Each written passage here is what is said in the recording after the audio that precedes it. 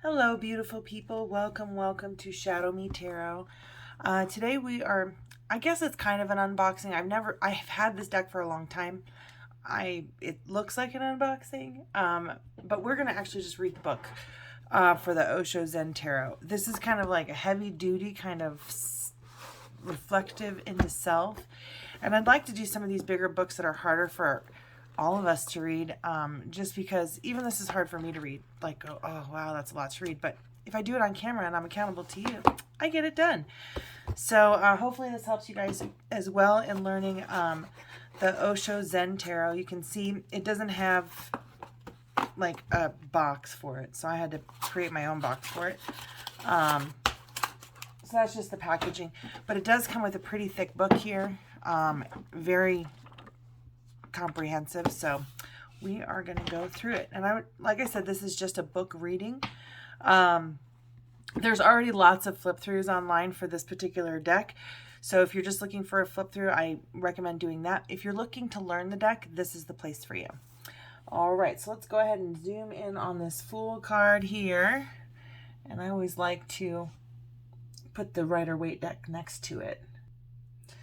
And I may add my own commentary along the way. I'm not a professional book reader, but the very first thing that I notice for the difference in between the Rider-Waite deck and this Osho Zen Tarot deck, and maybe it's not obvious to me at the moment, but there is no animal companion with our Fool here. He's jumping off of a cliff. We see the mountains in the distance.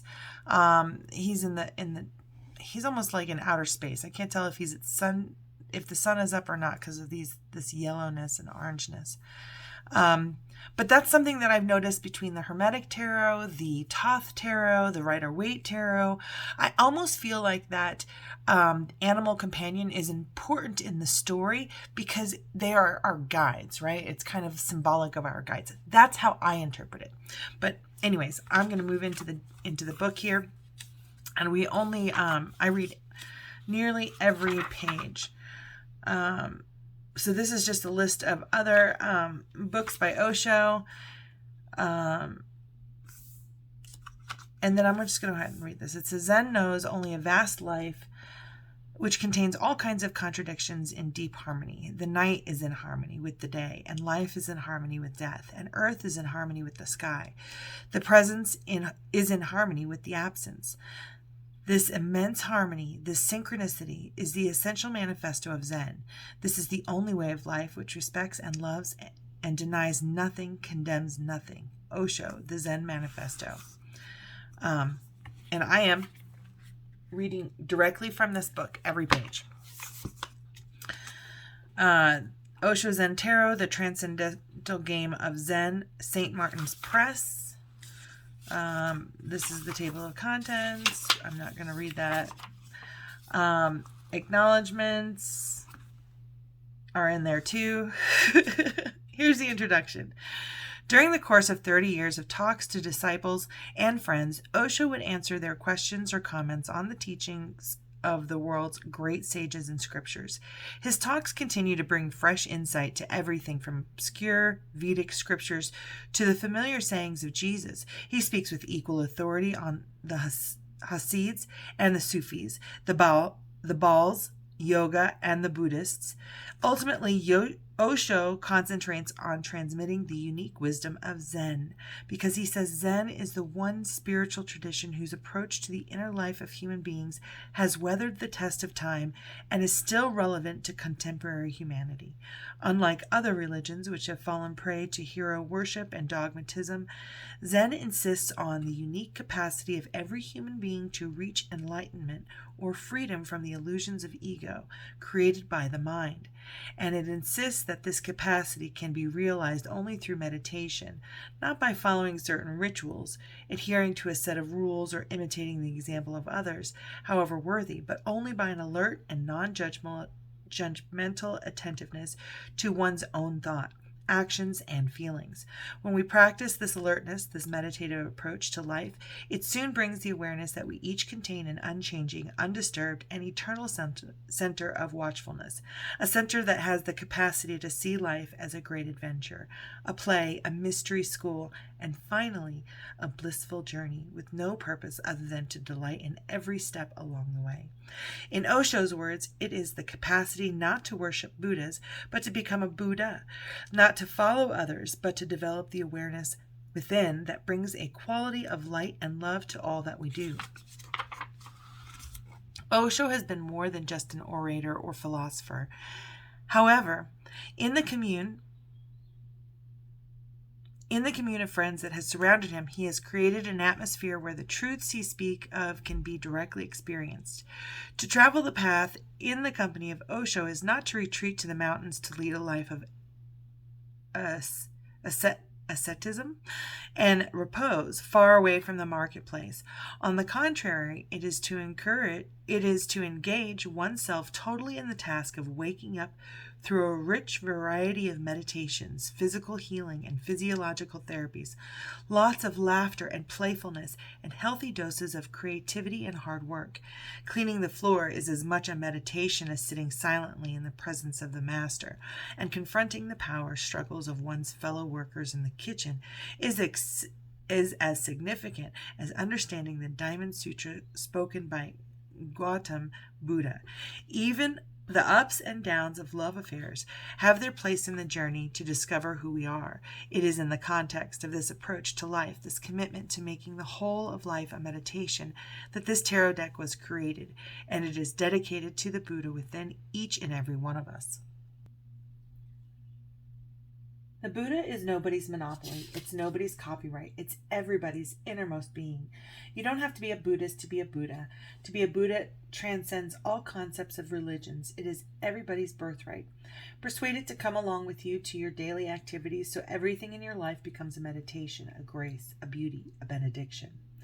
Osho, no mind, the flowers of eternity. Cerrito. Tarot has been in existence for thousands of years, since ancient Egypt, or perhaps even before.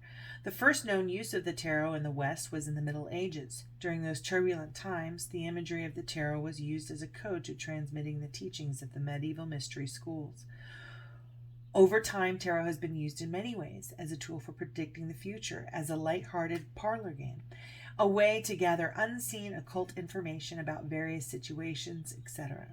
Some say that the number of cards is based on the number of steps taken by the infant Siddhartha, later to become Gautama, the Buddha. As soon as he was born, he walked 7 steps forward and 7 steps backward in each of the 4 cardinal directions, says the legend, and this became the model for the minor cards in the tarot. In addition to these 56 cards of the minor arcana, the tarot contains an additional 22 cards, the major arcana, which tells the complete story of the human spiritual journey, from the first innocent step of the Fool to the culmination of the journey represented by the card of completion. We find in the major arcana the archetypal images that connect us all as human beings. They tell of a journey of self-discovery that is absolutely unique to each individual, while the core truths to be discovered are the same regardless of race, gender, class, or religious upbringing.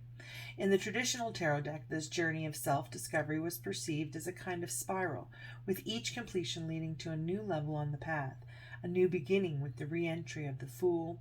In this deck, however, the Master card has been added. This card allows us to leave the spiral behind, to take a jump off the wheel of death and rebirth. The Master card symbolizes the ultimate transcendence of journeying itself, a transcendence that becomes possible only through the dissolving of the separate individual ego and enlightenment. Osho Zen Tarot is definitely not a traditional tarot, in the sense that you play with prediction. Rather, it is a transcendental game of Zen, which mirrors the moment, unwavering, presenting what is here, now, without judgment or comparison. This game is a wake-up call to tune into sensitivity, intuition, compassion, receptivity, courage, and individuality. This focus on awareness is one of the many innovations to the old systems and thinking of the tarot that will soon become obvious to experienced users as they begin to work with the Osho Zen tarot. These 22 cards are numbered with the Roman numerals from 0 to 21 in this deck and represent the central archetypal themes of the human spiritual journey. The Master card, symbolizing transcendence, has no number. When a major arcana appears in the reading, it has special significance above and beyond the cards of the minor arcana. It tells us that our current circumstances are giving us an opportunity to examine one of the central themes of our own individual spiritual journey. It will be particularly helpful to examine other cards in reference to this central theme. For example, what does the fact that I've been working too hard, exhaustion, tell me about my need for self-expression, creativity? How am I thwarting my progress in the journey toward creativity by putting all my energy into keeping the machine going? If there are no major arcana cards in the reading, chances are the current situation is a transient subplot of the larger play of your life.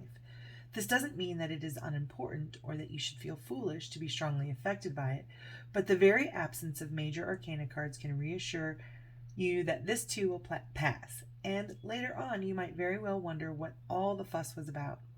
Finally, if there are major arcana cards in a reading, it can indicate that a major change of scenes and characters in the play is taking place. There are times, in fact, when the profusion of major arcana cards is so overwhelming that you might want to choose just one of them, the one that strikes you with the clearest message, as the centerpiece of a new reading, to help you understand what you are facing now. These 56 cards are divided into 4 suits, representing the 4 elements, each marked with a particular color-coded diamond to distinguish them, and of the prominent color of the suit. The card of the water suit has a blue diamond, those of fire, red, clouds have a gray diamond, and rainbows, a rainbow-colored diamond, as in a regular deck of playing cards. The suits of the tarot each contain court cards, which here have been stripped of the importance of their aristocratic feudal titles and given names to simply represent the different opportunities for mastery over the 4 elements that occupy. The suit of fire corresponds to wands of the traditional tarot and represents the realm of action and response, the energy that moves us into situations and out of them again when we follow our gut feelings rather than our minds or our emotions. The water suit replaces the traditional cups, representing the emotional side of life, and tends to be a more feminine and receptive energy than fire, which is more masculine and outgoing. Clouds have been chosen to replace swords, traditionally the suit of air representing the mind. This is because the nature of unenlightened mind is precisely cloud-like in the way it blocks light and darkness, the landscape around us, preventing us from seeing things as they really are. But there is another aspect to clouds that must not be overlooked. They come and go and are therefore not to be taken too seriously. Finally, the suit of rainbows in this deck takes the place of the traditional suit of discs or pentacles, representing the earth element.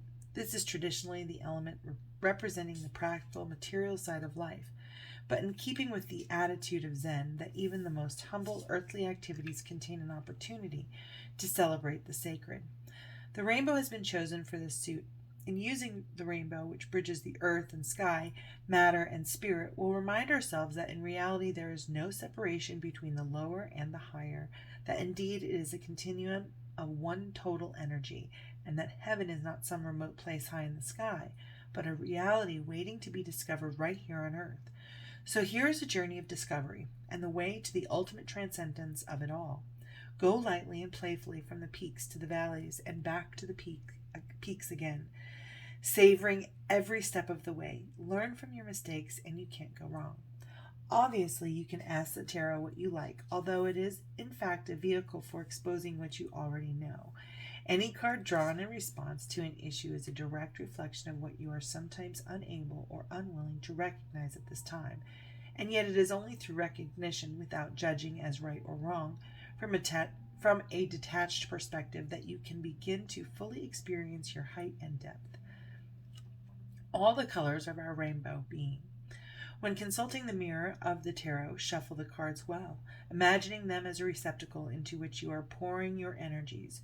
When you feel ready, fan them face down and using your left hand, the receptive, select cards in response to your present issue.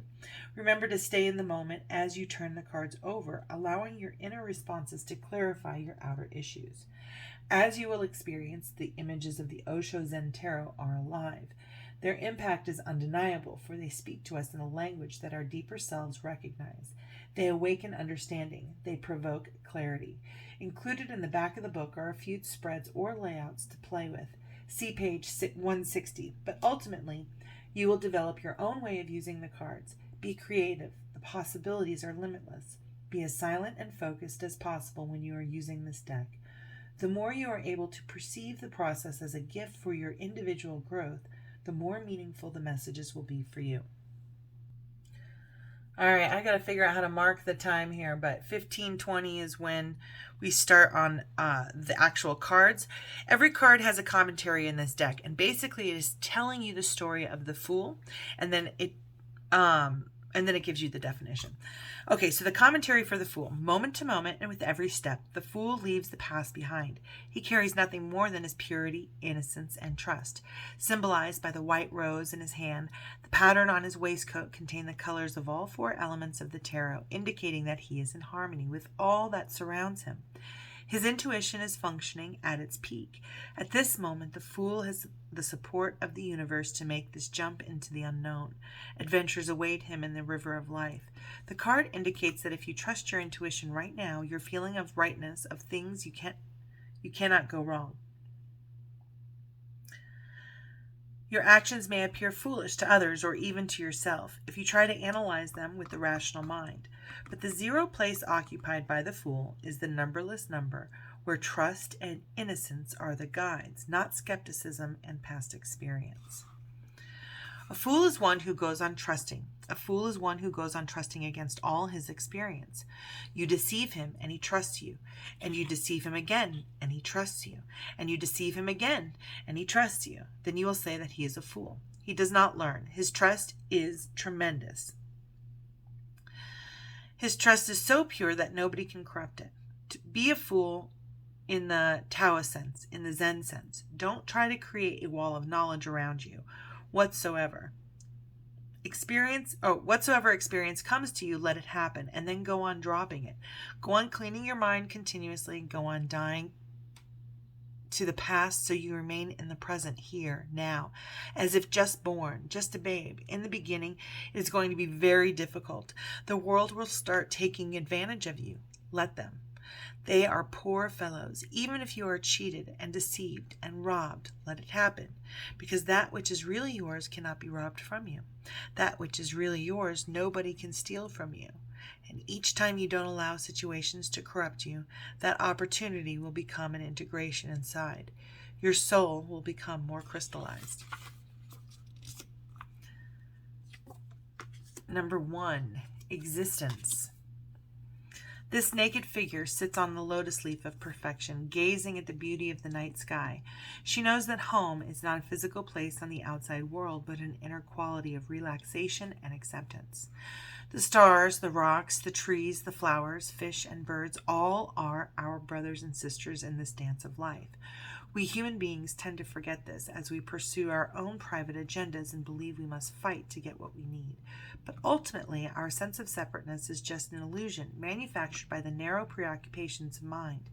Now is the time to look at whether you are allowing yourself to receive the extraordinary gift of feeling at home wherever you are. If you are, be sure to take time to savor it so it can deepen and remain with you. If, on the other hand, you've been feeling like the world is out to get you, it's time to take a break. Go outside tonight and look at the stars. You are not accidental. Existence needs you. Sorry, this page says existence. You are not accidental. Existence needs you. Without you, something will be missing in existence and nobody can replace it. That's what gives you dignity. That the whole existence will miss you. The stars and sun and moon, the trees and birds and earth, everything in the universe will feel a small place is vacant, which cannot be filled by anybody except you. This gives you a tremendous joy, a fulfillment that you are related to existence and existence cares for you. Once you are clean and clear, you can see tremendous love falling on you from all dimensions.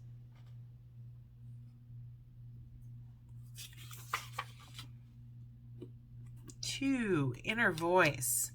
The inner voice speaks not in words, but in the wordless language of the heart, or in the wordless language of the heart. It is like an oracle who only speaks the truth.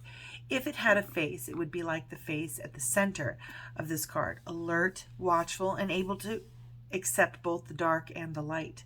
Symbolized by the 2 hands holding the crystal itself represents the clarity that comes from transcending all dualities. The inner voice can also be playful as it dives deep into the emotions and emerges again to soar towards the sky. Like 2 dolphins dancing in the waters of life, it is connected with the cosmos through this crescent moon crown and the earth, as represented by green leaves on the figure's kimono. There are times in our lives when too many voices seem to be pulling us this way and that. Our very confusion in such situations is a reminder to seek silence and centering within. Only then are we able to hear our truth. If you have found your truth within yourself, there's nothing more in this whole existence to find.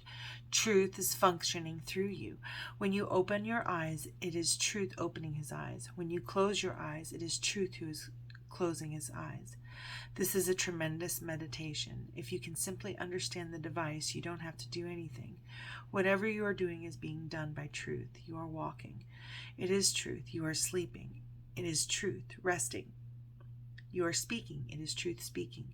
You are silent. It is truth that is silent. This is one of the most simple meditation techniques. Slowly, slowly, everything settles by this simple formula, and then there is no need for the technique. When you are cured, you throw away the meditation. You throw away the medicine. Then you live as truth, alive, radiant, contented, blissful, a song unto yourself. Your whole life becomes a prayer without any words, or better to say, a prayfulness, a grace, a beauty which does not belong to our mundane world, a ray of light coming from beyond into the darkness of our world. 3. Creativity. From the alchemy of fire and water below to the divine light of entering from above, the figure in this card is literally possessed by the creative force. Really, the experience of creativity is an entry into the mysterious. Technique, expertise, and knowledge are just tools. The key is to abandon oneself to the energy that fuels the birth of all things. This energy has no form or structure, yet all the forms and structures come out of it. It makes no difference what particular form your creativity takes. It can be painting or singing, planting a garden, or making a meal. The important thing is to be open to what wants to be expressed through you. Remember that we don't possess our creations. They do not belong to us. True creativity arises from a union with the divine, with the mystical and the unknowable. Then it is both a joy for the creator and a blessing to others. Creativity is the quality that you bring to the activity that you are doing. It is an attitude, an inner approach, how you look at things. Not everybody can be a painter, and there is no need also. If everybody is a painter, the world will be very ugly. It will be difficult to live, and not everybody can be a dancer, and there is no need, but everybody can be creative. Whatsoever you do, if you do it joyfully, if you do it lovingly, if your act of doing is not purely economical, then it is creative. If you have something growing out of it within you, if it gives you growth, it is spiritual, it is creative, it is divine. You become more divine as you become more creative. All the religions of the world have said God is the creator. I don't know whether he is the creator or not, but one thing I know, the more creative you become, the more godly you become. When your creativity comes to a climax, when your whole life becomes creative, you live in God. So he must be the creator because people who have been creative have been closest to him. Love what you do. Be meditative while you are doing it, whatsoever it is. The Rebel. The powerful and authoritative figure in this card is clearly the master of his own destiny. On his shoulders is an emblem of the sun, and the torch he holds in his right hand symbolizes the light of his own hard-won truth. Whether he is wealthy or poor, the rebel is really an emperor because he has broken the chains of society's repressive conditioning and opinions. He has formed himself by embracing all the colors of the rainbow, emerging from the dark and formless roots of his unconscious past and growing wings to fly into the sky. His very way of being is rebellious, not because he is fighting against anybody or anything, but because he has discovered his own true nature and is determined to live in accordance with it. The eagle and his spirit animal, a messenger between earth and sky, the rebel challenges us to be courageous enough to take responsibility for who we are and to live our truth. This is card number 4. People are afraid, very much afraid of those who know themselves. They have a certain power, a certain aura, and a certain magnetism, a charisma that can take out alive young people from the traditional imprisonment. The enlightened man cannot be enslaved. That is the difficulty, and he cannot be imprisoned. Every genius who has known something of the inner is bound to be a little difficult to be absorbed. He is going to be an upsetting force. The masses don't want to be disturbed, even though they may be in misery. They are in misery, but they are accustomed to the misery, and anybody who is not miserable looks like a stranger. The enlightened man is the greatest stranger in the world. He does not seem to belong to anybody. No organization confines him, no community, no society, no nation. Number 5, no thingness. Being in the gap can be disorienting and even scary. Nothing to hold on to. No sense of direction, not even a hint of what choices and possibilities might lie ahead. But it was just this state of pure potential that existed before the universe was created. All you can do now is to relax into this no thingness. Fall into this silence between the words. Watch this gap between the outgoing and incoming breath and treasure each empty moment of the experience. Something sacred is about to be born. Buddha has chosen one of the really very potential words, shunyata. The English equivalent, nothingness, is not such a beautiful word. That is why I would like to make it no thingness, because the nothing is just nothing. It is all. Is not just nothing, it is all. It is vibrant with all possibilities. It is potential, absolute potential. It is unmanifest yet, but it contains all. In the beginning is nature, in the end is nature. So why in the middle do you make so much fuss? Why in the middle, becoming so worried, so anxious, so ambitious? Why create such despair? No thingness to nothingness, or nothingness to nothingness. I'm confused. Sorry. I think it's nothingness to nothingness is the whole journey. Sorry. Nothingness to nothingness is the whole journey. The Lovers. What we call love is really a whole spectrum of relating, reaching from the earth to the sky. At the most earthly level, love is sexual attraction. Many of us remain stuck there because our conditioning has burdened our sexuality with all kinds of expectations and repressions. Actually, the biggest problem with sexual love is that it never lasts. Only if we accept this fact can we then really celebrate it for what it is. Welcome its happening and say goodbye with gratitude when it's not. Then, as we mature, we can begin to experience the love that exists beyond sexuality and honors the unique individuality of the other. We begin to understand that our partner often functions as a mirror, reflecting unseen aspects of our deeper self and supporting us to become whole. This love is based in freedom, not expectation or need. Its wings take us higher and higher towards the universal love that experiences all as one. These 3 things are to be taken note of. The lowest love is sex. It is physical, and the highest refinement of love is compassion. Sex is below love. Compassion is above love. Love is exactly in the middle. Very few people know what love is. 99% of people, unfortunately, think sexuality is love. It is not.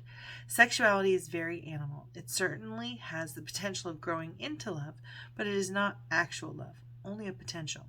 If you become aware and alert, meditative, then sex can be transformed into love. And if your meditativeness becomes total, absolute, love can be transformed into compassion. Sex is the seed. Love is the flower. Compassion is the fragrance.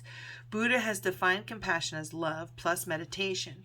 When your love is not just a desire for the other, when your love is not only a need, when your love is sharing, when your love is not that of a beggar, but an emperor. When your love is not asking for something in return, but is ready only to give for the sheer joy of giving, then add meditation to it, and the pure fragrance is released. That is compassion. Compassion is the highest phenomenon. The veil of illusion, or number 7, awareness. The veil of illusion, or Maya, that has been keeping you from perceiving reality as it is starting to burn away. The fire is not the heated fire of passion, but the cool flames of awareness. As it burns the veil, the face of a very delicate and childlike Buddha becomes visible. The awareness that is growing in you now is not the result of any conscious doing, nor do you need to struggle to make something happen. Any sense you might have had that you've been groping in the dark is dissolving now, or will be dissolving soon. Let yourself settle and remember that deep inside you are just a witness, eternally silent, aware and unchanged. A channel is now opening from the circumference of activity to that center of witnessing. It will help you to become detached, and a new awareness will lift the veil from your eyes. Mind can never be intelligent. Only no mind is intelligent. Only no mind is original and radical. Only no mind is revolutionary. Revolution and action. This mind gives you a sort of stupor. Burdened by the memories of the past, burdened by the projections of the future, you go on living at the minimum. You don't live at the maximum. Your flame remains very dim. Once you start dropping thoughts, the dust that you have collected in your past, the flames arise, clean, clear, alive, young. Your whole life becomes a flame, and a flame without any smoke. That is what awareness is. Number 8, courage. This card shows a small wildflower that has met the challenge of the rocks and stones in its path to emerge into the light of day, surrounded by an aura of bright golden light. It exposes the majesty of its tiny self. Unashamed, it is equal to the brightest sun. When we are faced with a very difficult situation, we have a choice. We can either be resentful and try to find somebody or something to blame for the hardships, or we can face the challenge and grow. The flower shows us the way as it is, as its passion for life leads it out of the darkness and into the light. There is no point fighting against the challenges of life, or trying to avoid or deny them. They are there, and if the seed is to become the flower, we must go through them. Be courageous enough to grow into the flower you are meant to be. The seed cannot know what is going to happen. The seed has never known the flower, and the seed cannot even believe that he has the potentiality to become a beautiful flower. Long is the journey, and it is always safer not to go on that journey because unknown is the path. Nothing is guaranteed. Nothing can be guaranteed. 1,001 are the hazard of the journey. Many are the pitfalls, and the seed is secure, hidden inside a hard core. But the seed tries. It makes an effort. It drops the hard shell, which is its security. It starts moving. Immediately, the fight starts. The struggle with the soil, with the stones, with the rocks, and the seed was very hard. And the sprout will be very, very soft. And dangers will be many. There was no danger for the seed. The seed could have survived for millennia. But for the sprout, many are the dangers. But the sprout starts toward the unknown, toward the sun, toward the source of light, not knowing where, not knowing why. Great is the cross to be carried, but a dream possesses the seed, and the seed moves. The same is the path for man. It is arduous. Much courage will be needed. Number 9, aloneness. When there is no significant other in our lives, we can either be lonely or enjoy the freedom that solitude brings.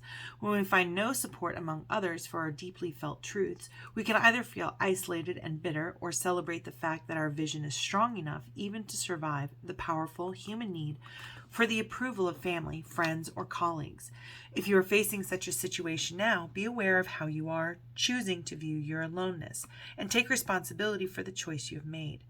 The humble figure in this card glows with the light that emanates from within, one of the Gautam Buddha, whose most significant contributions to the spiritual life of humankind was to insist to his disciples, "Be a light unto yourself."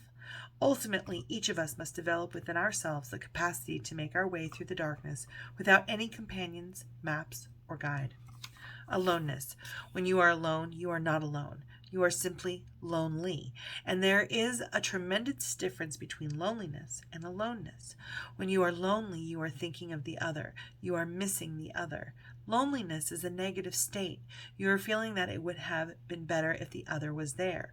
Your friend, your wife, your mother, your beloved, your husband. It would have been good if the other was there, but the other is not. Loneliness is absence of the other. Aloneness is the presence of oneself. Aloneness is very positive. It is a presence. Overflowing presence. You are so full of presence that you can fill the whole universe with your presence, and there is no need for anybody. 10. Change. The symbol in this card is an enormous wheel representing time, fate, karma. Galaxies spin around this constantly moving circle, and the 12 signs of the zodiac appear on its circumference. Just inside the circumference are the 8 trigrams of the I Ching, and even closer to the center are the 4 directions, each illuminated by the energy of lightning. The spinning triangle is at this moment pointed upward toward the divine, and the Chinese symbols of yin and yang, male and female, creative and receptive, lies at the center. It has often been said that the only unchanging thing in the world is change itself. Life is continually changing, evolving, dying, and being reborn. All opposites play a part in this vast circular pattern. If you cling to the edge of the wheel, you can get dizzy. Move toward the center of the cyclone and relax, knowing that this too will pass. Life repeats itself mindlessly unless you become mindful. It will go on, repeating like a wheel. That's why Buddhists call it the wheel of life and death, the wheel of time. It moves like a wheel. Birth is followed by death. Death is followed by birth. Love is followed by hate. Hate is followed by love. Success is followed by failure. Failure is followed by success. Just see. If you can watch just for a few days, you will see a pattern emerging, a wheel pattern. One day, a fine morning, you are feeling so good and so happy, and another day you are so dull, so dead that you start thinking of committing suicide, and just the other day you were so full of life, so blissful that you were feeling thankful to God, that you were in a mood of deep gratefulness, and today there is a great complaint and you don't see the point why one should go on living, and it goes on, but you don't see the pattern. Once you see the pattern, you can get out of it. 11. Breakthrough. The predominance of red in this card indicates a glance that its subject is energy, power, and strength. The brilliant glow emanates from the solar plexus or center of power on the figure, and the posture is one of exuberance and determination. All of us occasionally reach a point when enough is enough. At such times, it seems we must do something, anything, even if it later turns out to be a mistake, to throw off the burdens and restrictions that are limiting us. If we don't, they threaten to suffocate and cripple our very life energy itself. If you are now feeling that enough is enough, allow yourself to take the risk of shattering old patterns and limitations that have kept your energy from flowing. In doing so, you will be amazed at the vitality and empowerment this breakthrough can bring to your life. To transform breakdowns into breakthroughs is the whole function of a master. The psychotherapist simply patches you up. That is his function. He is not there to transform you. You need a psychology, the psychology of the Buddhas.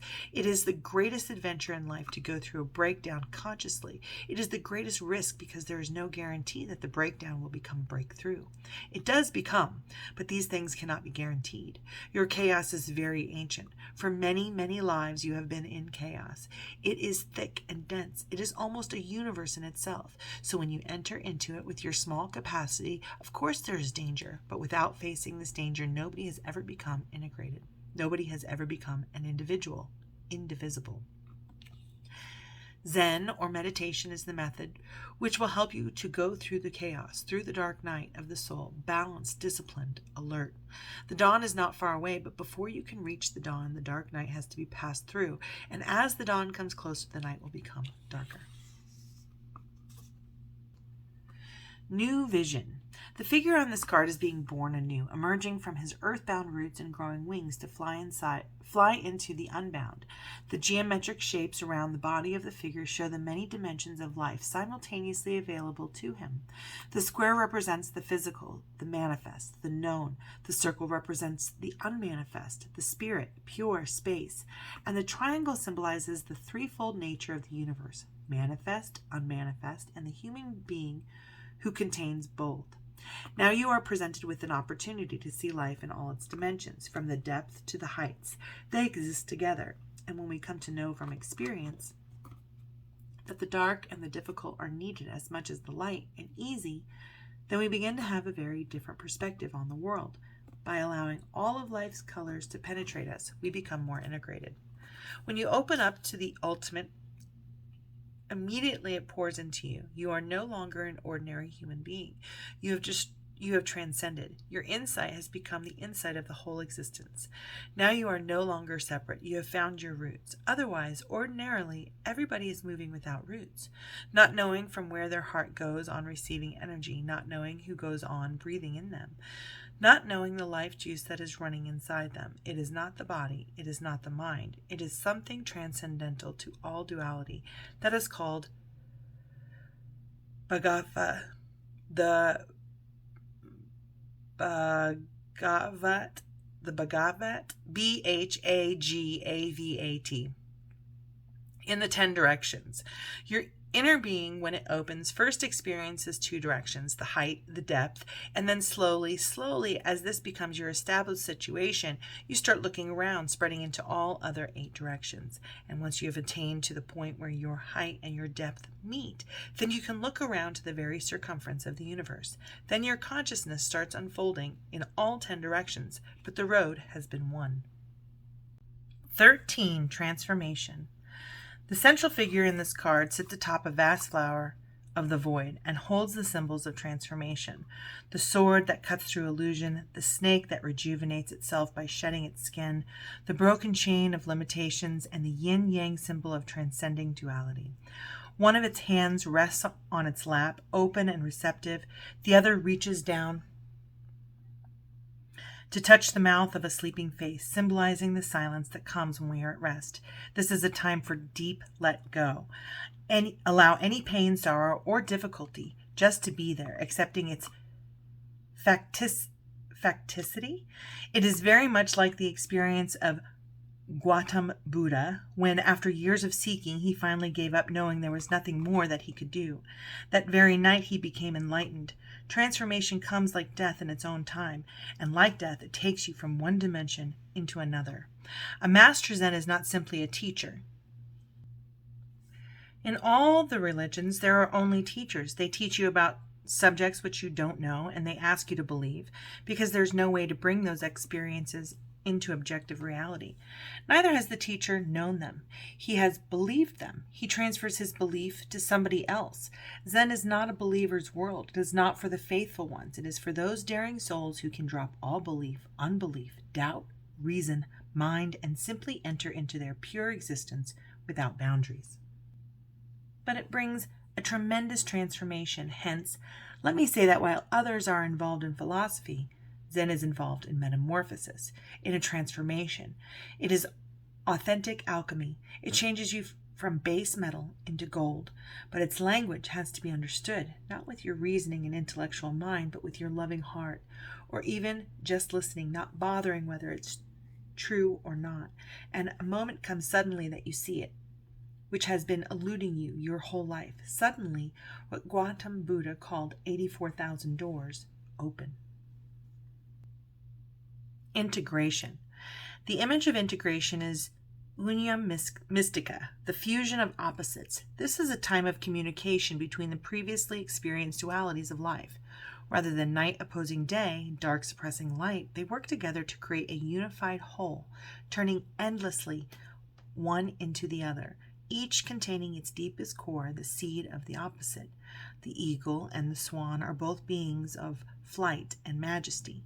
The eagle is the embodiment of power and aloneness. The swan is the embodiment of space and purity, gently floating and diving upon and within the elements of the emotions, entirely content and complete within her perfection and beauty. We are the union of eagle and swan, male and female, fire and water, life and death. The card of integration is the symbol of self-creation, new life, and mystical union, otherwise known as alchemy. The conflict is in man. Unless it is resolved there, it cannot be resolved anywhere else. The politics is within you. It is between the two parts of the mind. A very small bridge exists. If that bridge is broken through some accident, through some physiological defect or something else, the person becomes split. The person becomes two persons, and the phenomenon of schizophrenia or split personality happens. If the bridge is broken and the bridge is very fragile, then you become two. You behave like two persons. In the morning you are very loving, very beautiful. In the evening you are very angry, absolutely different. You don't remember your morning. How can you remember? Another mind was functioning, and the person becomes two persons. If this bridge is strengthened so much that the two minds disappear as two and become one, then integration, then crystallization arises.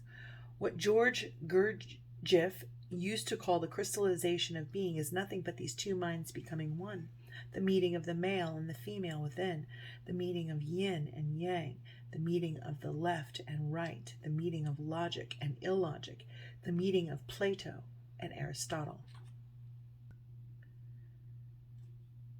15. Conditioning.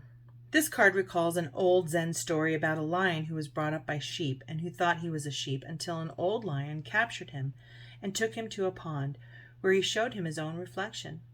Many of us are like this lion. The image we have of ourselves comes not from our direct experience, but from the opinions of others.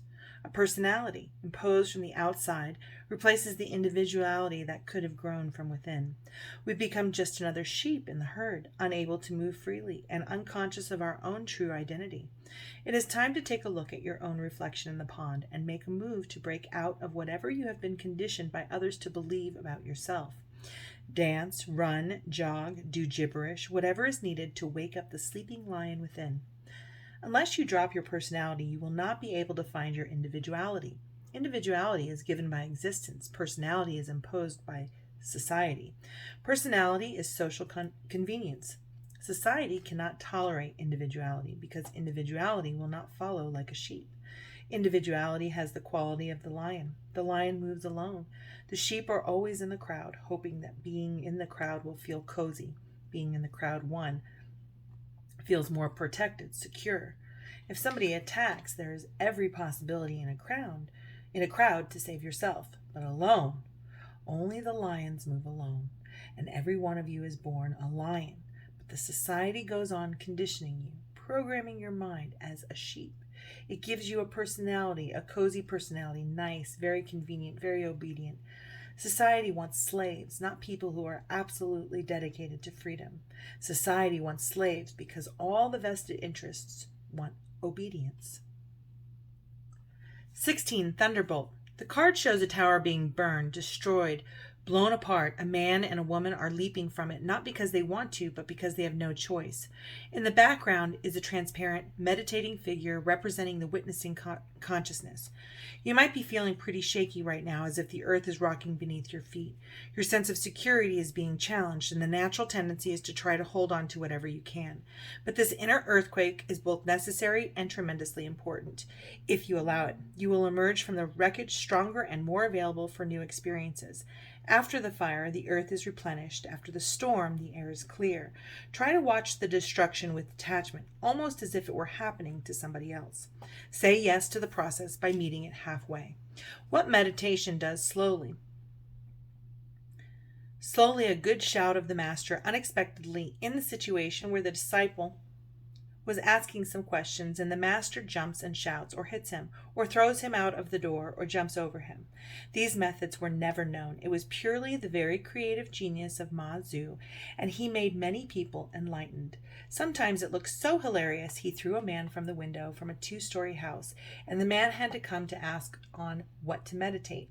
And Ma Zu not only threw him, he jumped after him, fell on him, sat on his chest, and he said, "Got it?" And the poor fellow said, "Yes. Because if you say no, he may beat you or do something else. It is enough for his body. It is enough. His body is fractured." And Ma Zu, sitting on his chest, says, "Got it?" And in fact, he got it, because it was so sudden, out of the blue, he could never have conceived it. 17. Silence. The silent mirror-like receptiveness of a star-filled night with a full moon is reflected in the misty lake below. The face in the sky is deep in meditation, a goddess of the night who brings depth, peace, and understanding. Now is a very precious time. It will be easy for you to rest inside, to plumb the depths of your own inner silence to the point where it meets the silence of the universe. There is nothing to do, nowhere to go, and the quality of your inner silence permeates everything you do. It might make some people uncomfortable, accustomed as they are to all the noise and activity of the world. Never mind. Seek out those who can resonate with your silence or enjoy your aloneness. Now is the time to come home to yourself. The understanding and insights that come to you in these moments will be manifested later on, in a more outgoing phase of your life. The energy of the whole has taken possession of you. You are possessed. You are no more.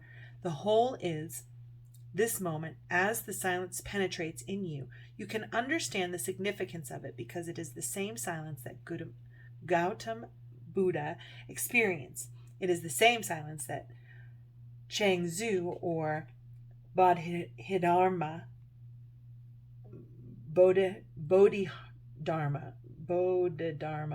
or Nassan, the taste of silence is the same. Time changes, the world goes on changing, but the experience of silence, the joy of it, remains the same. That is the only thing you can rely upon, the only thing that never dies. It is the only thing that you can call your very being. 18. Past lives. The hands of existence form the shape of the female genitals, the opening of the cosmic mother. Revealed within are many images, faces from other times. While it might be entertaining to fantasize about famous past lives, it is just a distraction. The real point is to see and understand the karmic patterns of our lives and their roots in an endless repetitive cycle that traps us in an unconscious behavior. The two rainbow lizards on either side represent knowing and not knowing. They are the guardians of the unconscious, making sure we are prepared for a vision that might otherwise be shattering. A glimpse into the eternity of our existence is a gift, and understanding the function of karma in our lives is not something that can be grasped at will. This is a wake-up call. The events in your life are trying to show you a pattern as ancient as the journey of your own soul. The child can become conscious only if in his past life he has meditated enough, has created enough meditative energy to fight with the darkness that death brings. One simply is lost in an oblivion and then suddenly finds a new womb and forgets completely about the old body. There is a discontinuity. This darkness, this unconsciousness creates the discontinuity. The East has been working hard to penetrate these barriers, and 10,000 years' work has not been in vain. Everybody can penetrate to the past life or many past lives, but for that you have to go deeper into your meditation for two reasons. Unless you go deeper, you cannot find the door to another life. Secondly, you have to be deeper in meditation because if you find the door of another life, a flood of events will come into the mind. It is hard enough even to carry one life. 19. Innocence. The old man in this card radiates a childlike delight in the world. There is a sense of grace surrounding him, as if he is at home with himself and with what life has brought. He seems to be having a playful communication with the praying mantis on his finger, as if the two of them are the greatest friends. The pink flowers cascading around him represent a time of letting go, relaxation, and sweetness. They are a response to his presence, a reflection of his own qualities. The innocence that comes from a deep experience of life is childlike, but not childish. The innocence of children is beautiful, but ignorant. It will be replaced by mistrust and doubt as the child grows and learns that the world can be a dangerous and threatening place. But the innocence of a life lived fully has a quality of wisdom and acceptance of the ever-changing wonder of life. Zen says that if you drop knowledge, and within knowledge everything is included, your name, your identity, everything, because this has been given to you by others. If you drop all that has been given by others, you will have a totally different quality to your being. Innocence. This will be a crucifixion of the persona, the personality, and there will be a resurrection of your innocence. You will become a child again, reborn. 20. Beyond illusion. The butterfly in this card represents the outer, that which is constantly moving, and that which is not real, but an illusion. Behind the butterfly is the face of consciousness, looking inward to that which is eternal. The space between the two eyes has opened, revealing the lotus of spiritual unfoldment and the rising sun of awareness. Through the rising of the inner sun, meditation is born. The card reminds us not to look outside for what is real, but to look within. When we focus on externals, we too often get caught up in judgments. This is good. This is bad. I want this. I don't want that. These judgments keep us trapped in our illusions, our sleepiness, our old habits and patterns. Drop your opinionated mind and move inside. There you can relax into your own deepest truth, where the difference between dreams and reality is already known. This is the only distinction between the dream and the real. Reality allows you to doubt, and the dream does not allow you to doubt. To me, the capacity to doubt is one of the greatest blessings to humanity. The religions have been enemies because they have been cutting the very roots of doubt, and there is a reason why they have been doing that, because they want people to believe in certain illusions that they have been preaching. Why have the people like Gautama Buddha been so insistent that the whole existence, except your witnessing self, except your awareness, is just ephemeral, made of the same stuff as dreams are made of? They are not saying that these trees are not there. They are not saying that these pillars are not there. Don't misunderstand because of the word illusion. It has been translated as illusion, but illusion is not the right word. Illusion does not exist. Reality exists. Maya is just in between. It almost exists. As far as day-to-day activities are concerned, it can be taken as reality. Only in the ultimate sense, from the peak of your illumination, it becomes unreal, illusory. 21. Completion.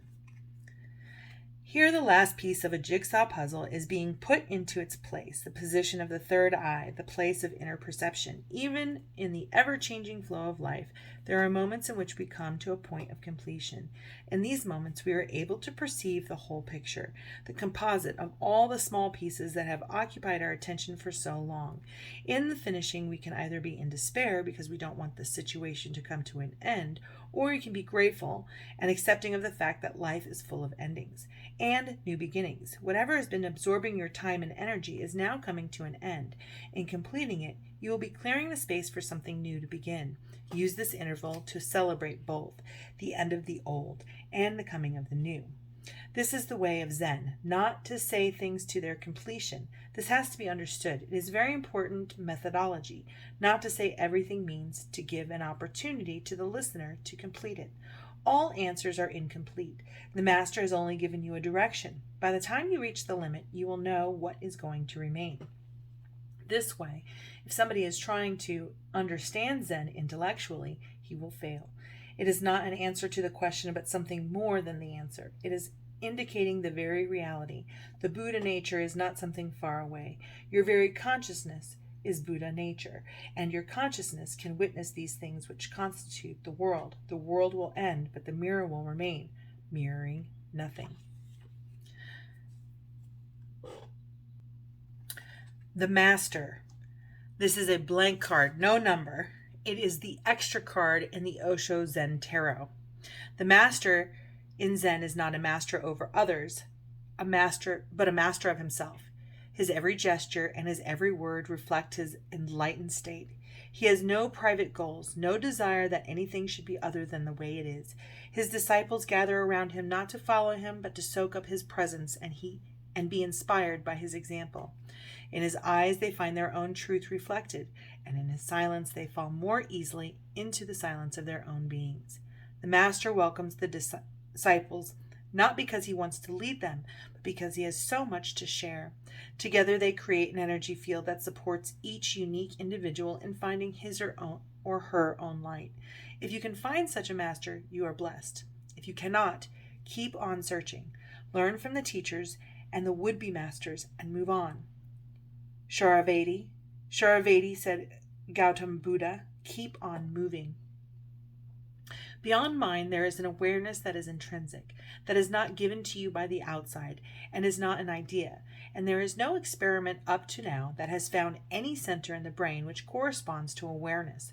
The whole work of meditation is to make you aware of all that is mind, and disidentify yourself from it. That very separation is the greatest revolution that can happen to man. Now you can do and act on only that which makes you more joyous, fulfills you, gives you contentment, makes your life a work of art, a beauty. But this is possible only if the master in you is awake. Right now the master is fast asleep, and the mind, the servant, is playing the role of master. And the servant is not even your servant. The servant is created by the outside. world. It follows the outside world and its laws. Once your awareness becomes a flame, it burns up the whole slavery that the mind has created. There is no blissfulness more precious than freedom, than being a master of your own destiny. Now we start the minor arcana. This is the Wands suit, and it starts with the court cards first, and then it goes into the numbers. The ace is the last card for the suit. So the King of Fire is the creator for this deck. The Zen master in this card has harnessed the energy of fire and is able to use it for creation rather than destruction. He invites us to recognize and participate with him in the understanding that belongs to those who have mastered the fires of passion without repressing them or allowing them to get destructive and out of balance. He is so integrated that there is no longer any difference between who he is inside and who he is in the world outside. He offers this gift of understanding and integration to all those who come to him, the gift of creative light that comes from the center of his being. The King of Fire tells us that anything we undertake now, with the understanding that comes from maturity, will bring enrichment to our own lives and to the lives of others. Using whatever skills you have, whatever you have learned from your own life experience, it is time to express yourself. There are two types of creators in the world. One type of a creator works with objects, a poet, a painter. They work with objects, they create things. The other type of creator, the mystic, creates himself. He doesn't work with objects, he works with the subject. He works on himself, his own being, and he is the real creator, the real poet, because he makes himself into a masterpiece. You are carrying a masterpiece hidden within you, but you are standing in the way. Just move aside, then the masterpiece will be revealed. Everyone is a masterpiece because God never gives birth to anything less than that. Everyone carries that masterpiece hidden for many lives, not knowing who they are and just trying on the surface to become someone. Drop the idea of becoming someone because you already are a masterpiece. You cannot be improved. You have only to come to it, to know it, to realize it. God has himself created you. You cannot be improved. I am going to continue to read off the court cards, this as the Queen of Wands, and in this deck it is sharing. The Queen of Fire is so rich, so much a queen that she can afford to give. It doesn't even occur to her to take inventories or to put something aside for later. She dispenses her treasures without limits, welcoming all and sundry to partake of the abundance, fertility, and light that surrounds her. When you draw this card, it suggests that you too are in a situation where you have an opportunity to share your love, your joy, and your laughter. And in sharing, you find that you feel even more full. There is no need to go anywhere or to make any special effort. You find that you can enjoy sensuality without possessiveness or attachment, can give birth to a child or to a new project with an equal sense of creativity fulfilled. Everything around you seems to be coming together. Now, enjoy it, ground yourself in it, and let the abundance in you and around you overflow. As you move above to the fourth center, that is the heart, your whole life becomes a sharing of love. The third center has created the abundance of love. By reaching to the third center in meditation, you become so overflowing with love, with compassion, and you want to share. It happens at the fourth center, the heart. That's why even in the ordinary world, people think love comes out of the heart. For them, it is just hearsay. They have heard it. They don't know it because they have never reached into their heart. They've never reached to their heart. But the meditator finally reaches to the heart as he has reached to the center of his being, the third center. Suddenly, an explosion of love and compassion and joy and blissfulness and benediction has arisen in him with such a force that it hits his heart and opens the heart. The heart is just in the middle of your 7 centers. 3 centers below, 3 centers above. You have come exactly to the middle. Knight of Wands or Knight of Fire. The figure in this card is taken on the shape of an arrow, moving with a single pointed focus of one who knows precisely where he is going. He is moving so fast that he has become almost pure energy, but his intensity should not be mistaken for the manic energy that makes people drive their cars at top speed to get from point A to point B. That kind of intensity belongs to the horizontal world of space and time. The intensity represented by the Knight of Fire belongs to the vertical world of the present moment, a recognition that now is the only moment there is, and here is the only space. When you act with the intensity of the Knight of Fire, it is likely to create ripples in the waters around you. Some will feel uplifted and refreshed by your presence. Others may feel threatened or annoyed, but the opinions of others matter little. Nothing can hold you back right now. Zen says, think of all the great words and great teachings as your deadly enemy. Avoid them, because you have to find your own source. You have not to be a follower, an imitator. You have to be an original individual. You have to find your innermost core on your own, with no guide, no guiding scriptures. It is a dark night, but with the intense fire of inquiry, you are bound to come to the sunrise. Everybody who has burned with intense inquiry has found the sunrise. Others only believe. Those who believe are not religious. They are simply avoiding the great adventure of religion by believing. Page of Fire, Page of Wands. Playfulness. Life is rarely as serious as we believe it to be, and when we recognize this fact, it responds by giving us more and more opportunities to play.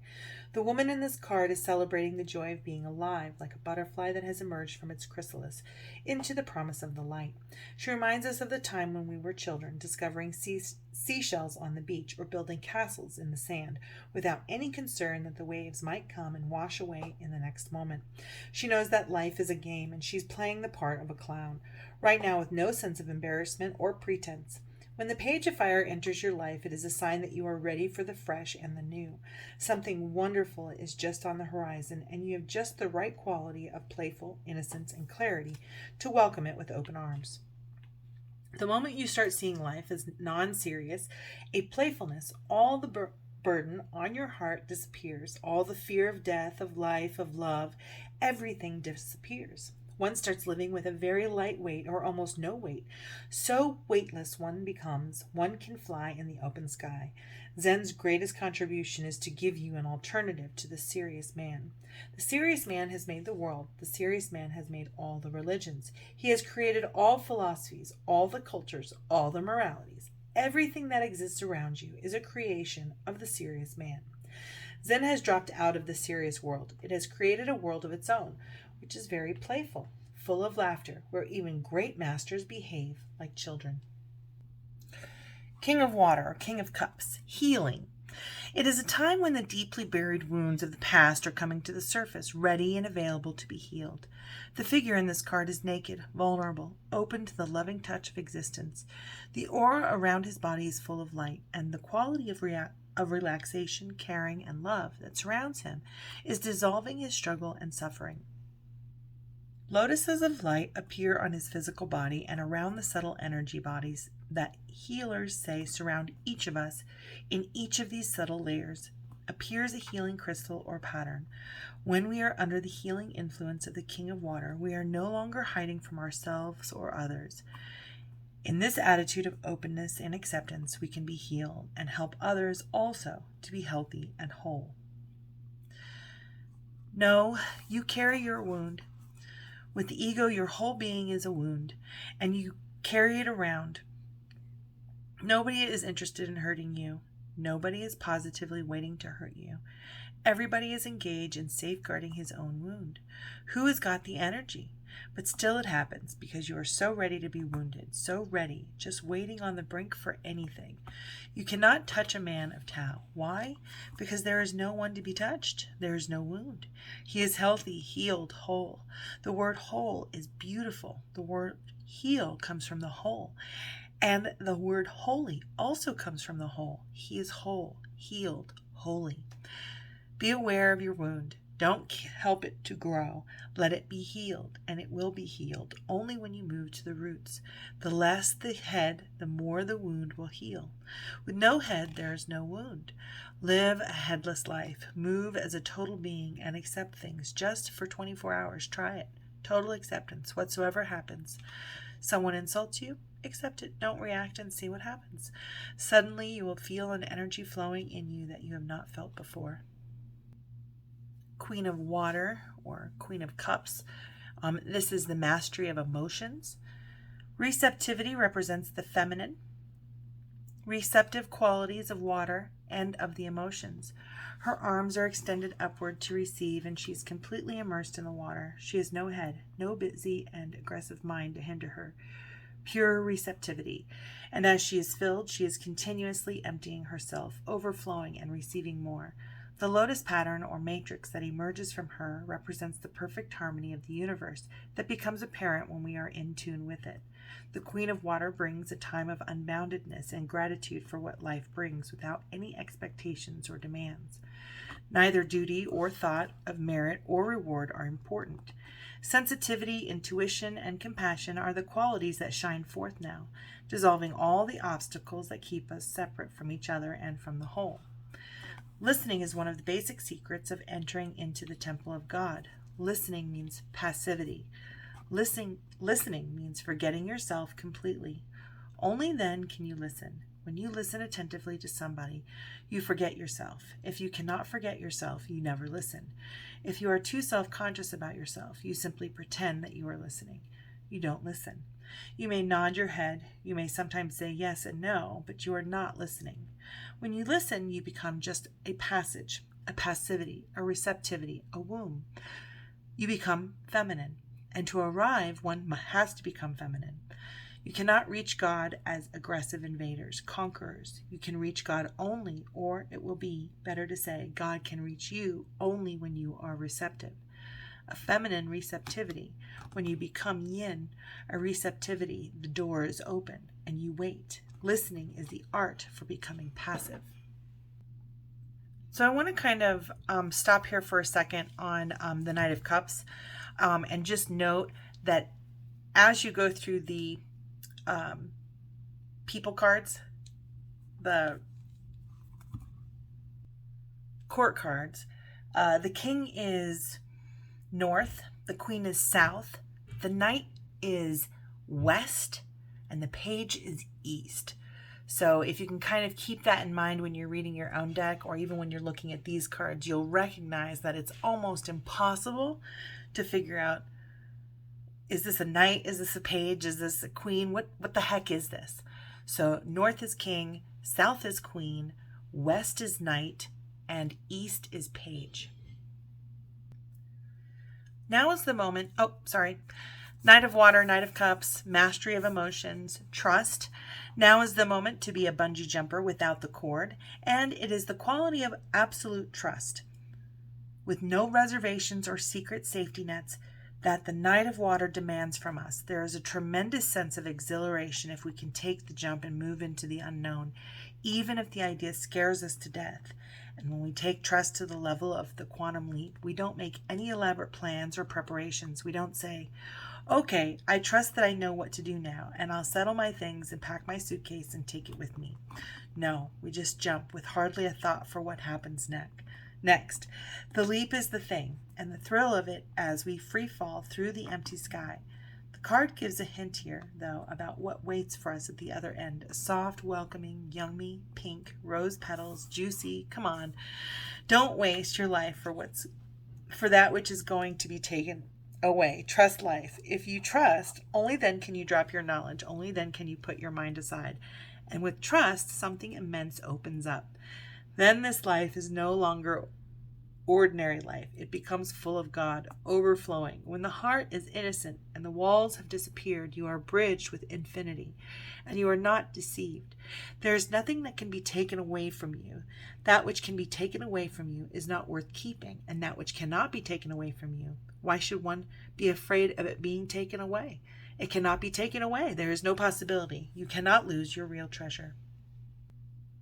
Page of Water, Page of Cups. This is still the mastery of emotions. The bird understanding. The bird pictured on this card is looking out from what seems to be a cage. There is no door, and actually the bars are disappearing. The bars were an illusion, and this small bird is being summoned by the grace and freedom and encouragement of others, or of the others. It is spreading its wings, ready to take flight for the very first time. The dawn of a new understanding that the cage has always been open and the sky has always been there for us to explore can make us feel a little shaky at first. It's fine and natural to be shaky, but don't let it overshadow the opportunity to experience the lightheartedness and adventure on offer, right there alongside the shakiness. Move with the sweetness and gentleness of this time. Feel the fluttering within. Spread your wings and be free. You are out of jail, out of the cage. You can open your wings and the whole sky is yours. All the stars and the moon and the sun belong to you. You can disappear into the blueness of the beyond. Just drop clinging to this cage. Move out of the cage and the whole sky is yours. Open your wings and fly across the sun like an eagle. In the inner sky, in the inner world, freedom is the highest value. Everything else is secondary, even blissfulness, ecstasy. There are thousands of flowers, uncountable, but they all become possible in the climate of freedom. So this is the King of Clouds, or the King of Swords. It's the mastery of mind, and this card is control. There is a time and place for control, but if we put it in charge of our lives, we end up totally rigid. The figure is encased in the angles of pyramid shapes that surround him. Light glitters and glints off his shiny surfaces, but does not penetrate. It's as if he is almost mummified inside this structure he's built up around himself. His fists are clenched and his stare is blank, almost blind. The lower part of his body beneath the table is a knife point, a cutting edge that divides and separates. His world is ordered and perfect, but it is not alive. He cannot allow any spontaneity or vulnerability to enter it. The image of the King of Clouds reminds us to take a deep breath, loosen our neckties, and take it easy. If mistakes happen, it's okay. If things get a little out of hand, it's probably just what the doctor ordered. There is much, much more to life than being on top of things. Controlled persons are always nervous because deep down turmoil is still hidden. If you are uncontrolled, flowing, alive, then you are not nervous. There's no question of being nervous. Whatsoever happens, happens. You have no expectations for the future. You are not performing. Then why should you be nervous? The control that mind one has to remain so cold and frozen that no life energy is allowed to move into your limbs, into your body.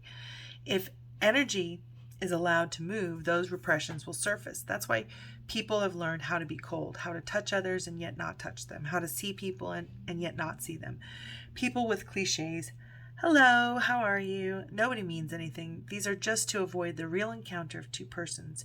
People don't look into each other's eyes. They don't hold hands. They don't try to feel each other's energy. They don't allow each other to pour. Very afraid, somehow just managing cold and dead in a straitjacket. Queen of Clouds, Queen of Swords, mastery of the mind, morality.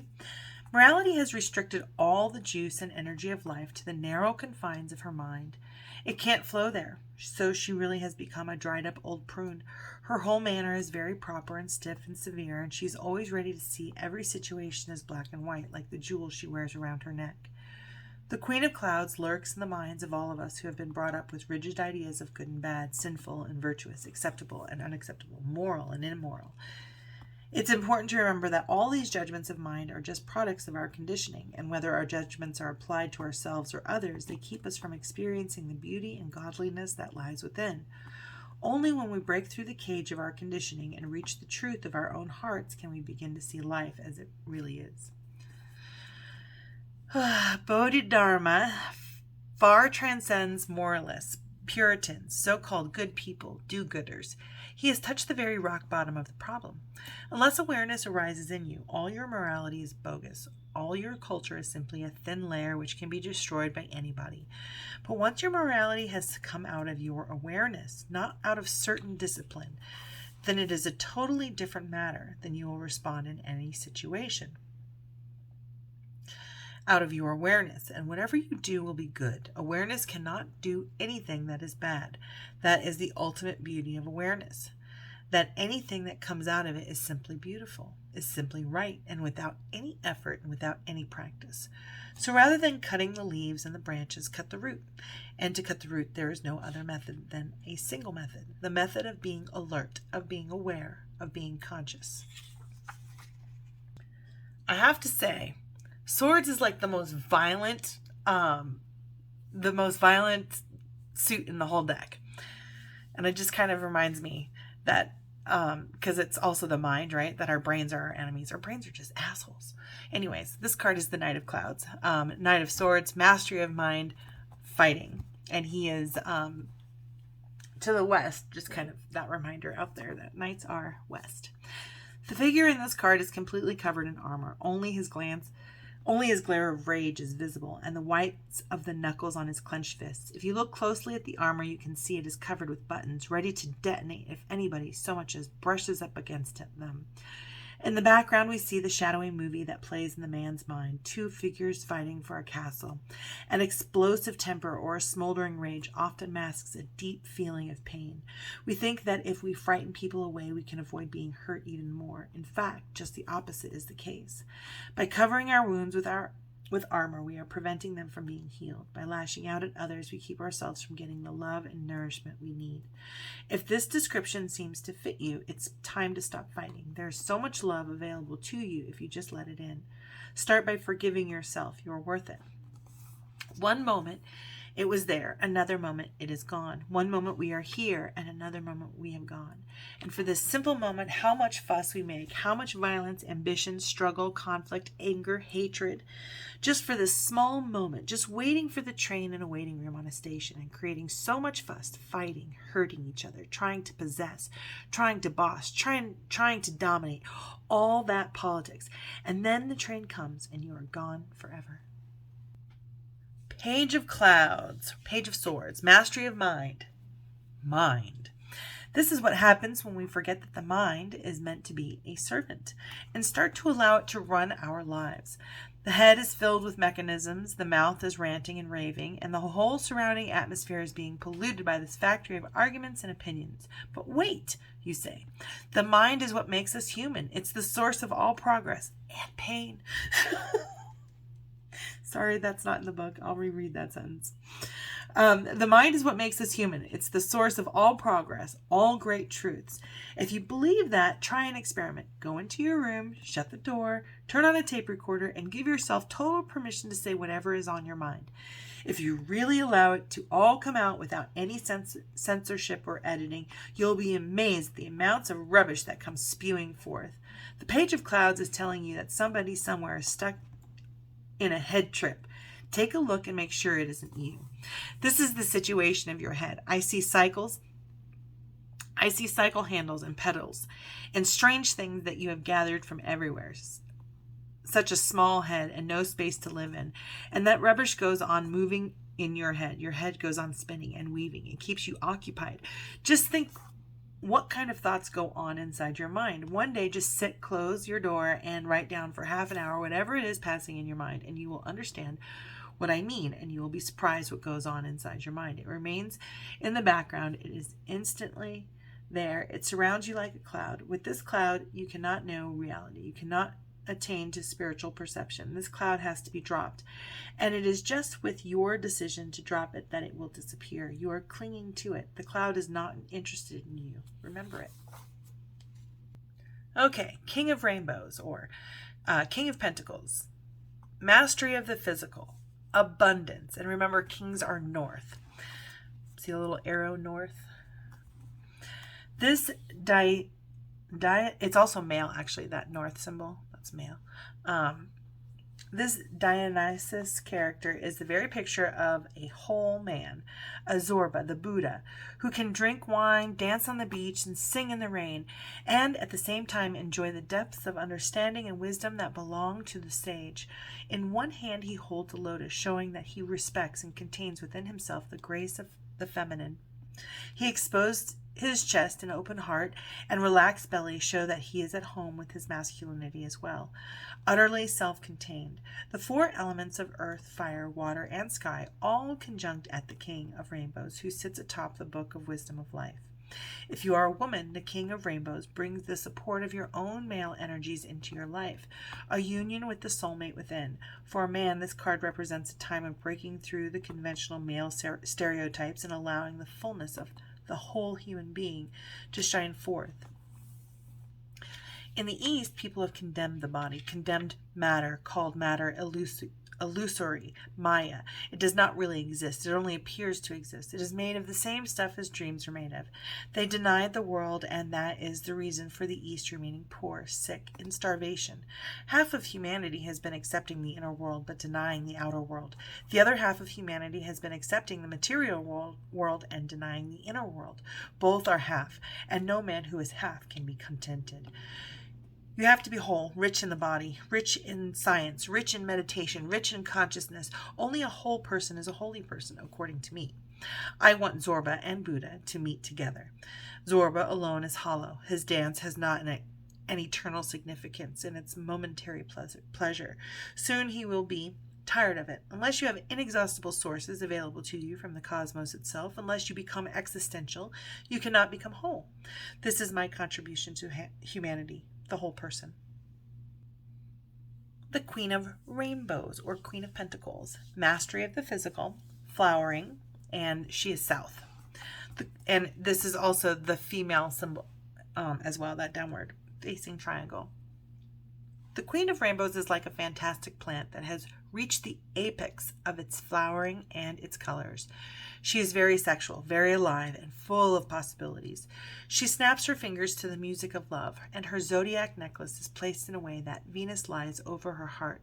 The sleeves of her garment contain an abundance of seeds, and as the wind blows, the seeds will be scattered to take root where they may. She is not concerned whether they land on the soil or on the rocks. She is just spreading them everywhere in sheer celebration of life and love. Flowers fall on her from above in harmony with her own flowering, and the waters of emotion swirl playfully beneath the flower on which she sits. You might feel like a garden of flowers right now, showered with blessings from everywhere. Welcome the bees, invite the birds to drink your nectar, spread your joy around for all to share. Zen wants you living in abundance, living in totality, living intensely, not at the minimum as Christianity wants you, but at the maximum, overflowing.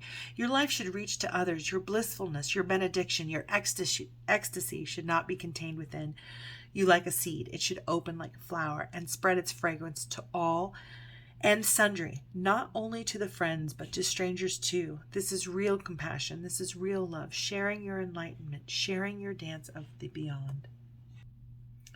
Knight of Rainbows, Knight of Pentacles, mastery of the physical, slowing down, and he is west.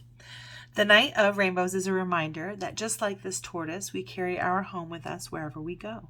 There is no need to hurry, no need to seek shelter elsewhere. Even as we move into the depths of the emotional waters, we can remain self-contained and free from attachments. It is time when you are ready to let go of any expectations you have had about yourself or other people, and to take responsibility for any illusions you might have been carrying. There is no need to do anything but rest in the fullness of who you are right now. If desires and hopes and dreams are fading away, so much the better. Their disappearance is making space for a new quality of stillness and acceptance of what is, and you are able to welcome this development in any way you have never been able to before. Savor this quality of slowing down, of coming to rest, and recognizing that you are already at home. Meditation is kind of medicine.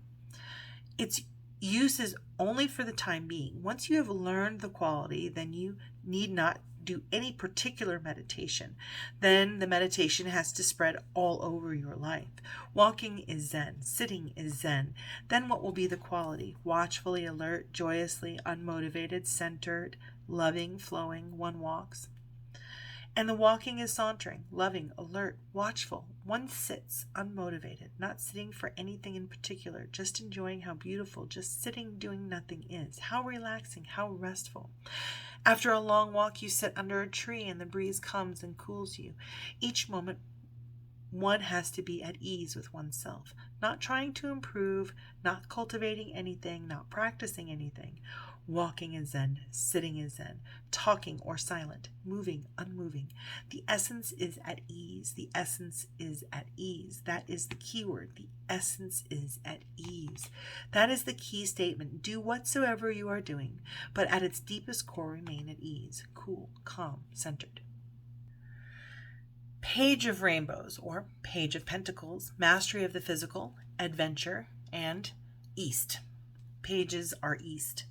When we are truly in spirit of adventure, we are moving just like this child, full of trust, out of the darkness of the forest into the rainbow of the light. We go step by step, drawn by our sense of wonder into the unknown. Adventure really has nothing to do with plans and maps and programs and organization. The page of rainbows represents a quality that can come to us anywhere, at home or in the office, in the wilderness or in the city, in a creative project or in our relationship with others. Whenever we move into the new and the unknown, with the trusting spirit of a child, innocent and open and vulnerable, even the smallest things of life can become the greatest adventures. Zen says truth has nothing to do with authority. Truth has nothing to do with tradition. Truth has nothing to do with the past. Truth is radical, personal realization. You have to come to it. Knowledge is certain. The search for personal knowledge, personal knowing, is very, very hazardous. Nobody can guarantee it. If you ask me, I can guarantee anything. I cannot guarantee you anything. I can only guarantee danger. That much is certain. I can only guarantee you a long adventure with every possibility of going astray and never reaching the goal. But one thing is certain, the very search will help you to grow. I can guarantee only growth. Danger will be there. Sacrifice will be there. You will be moving every day into the unknown, into the uncharted, and there will be no map to follow, no guide to follow. Yes, there are millions of dangers and you can go astray and you can get lost, but this is the only way one grows. Insecurity is the only way to grow, to face danger is the only way to grow. To accept the challenge of the unknown is the only way to grow. I think it's the only way to grow is the Page of Pentacles. Okay, now we're moving on to the numbered suits. So this is starting with 2 in each of the suit, and then it ends on the ace. After 10, it goes to ace. So the red cards, or the red diamond on the cards, is the fire or wands. So we're going to start with the 2 of wands instead of the ace of wands. So the 2 of wands, so this is the minor arcana, 2 of wands, fire, action is kind of the key word for the suit. The eagle has an overview of all the possibilities contained in the landscape below as he flies freely, naturally, and effortlessly through the sky. He is really in his domain, very grand and self-contained. This card indicates that you are at a point where a world of possibilities is open to you. Because you have grown more loving towards yourself, more contained, you can work easily with others. Because you are relaxed and at ease, you can recognize possibilities as they present themselves, sometimes even before others can see them. Because you are in tune with your own nature, you understand that existence is providing you with exactly what you need. Enjoy the flight and celebrate all the varied wonders of the landscape spread before you. Mind can accept... Oh, sorry, the key word is possibilities. That's on the card, sorry. Mind can accept any boundary, anywhere, but the reality is that by its very nature, existence cannot have any boundary, because what will be beyond the boundary, because what will be beyond the boundary? Again, another sky. That's why I'm saying skies upon skies are available for your flight. Don't be content easily. Those who remain content easily remain small. Small are their joys, small are their ecstasies, small are their silences, small is their being. But there is no need. The smallness is your own imposition upon your freedom, upon your unlimited possibilities, upon your unlimited potential. 3 of fire, or 3 of wands, the action suit. Experiencing. An experience is something that can be filed away in a notebook or captured on film and posted into an album. Experiencing is the feeling of wonder itself, the thrill of communion, the gentle touch of our connectedness with all that surrounds us. The woman in this card is not just touching this tree, she is in communion with it. She has almost become one with it.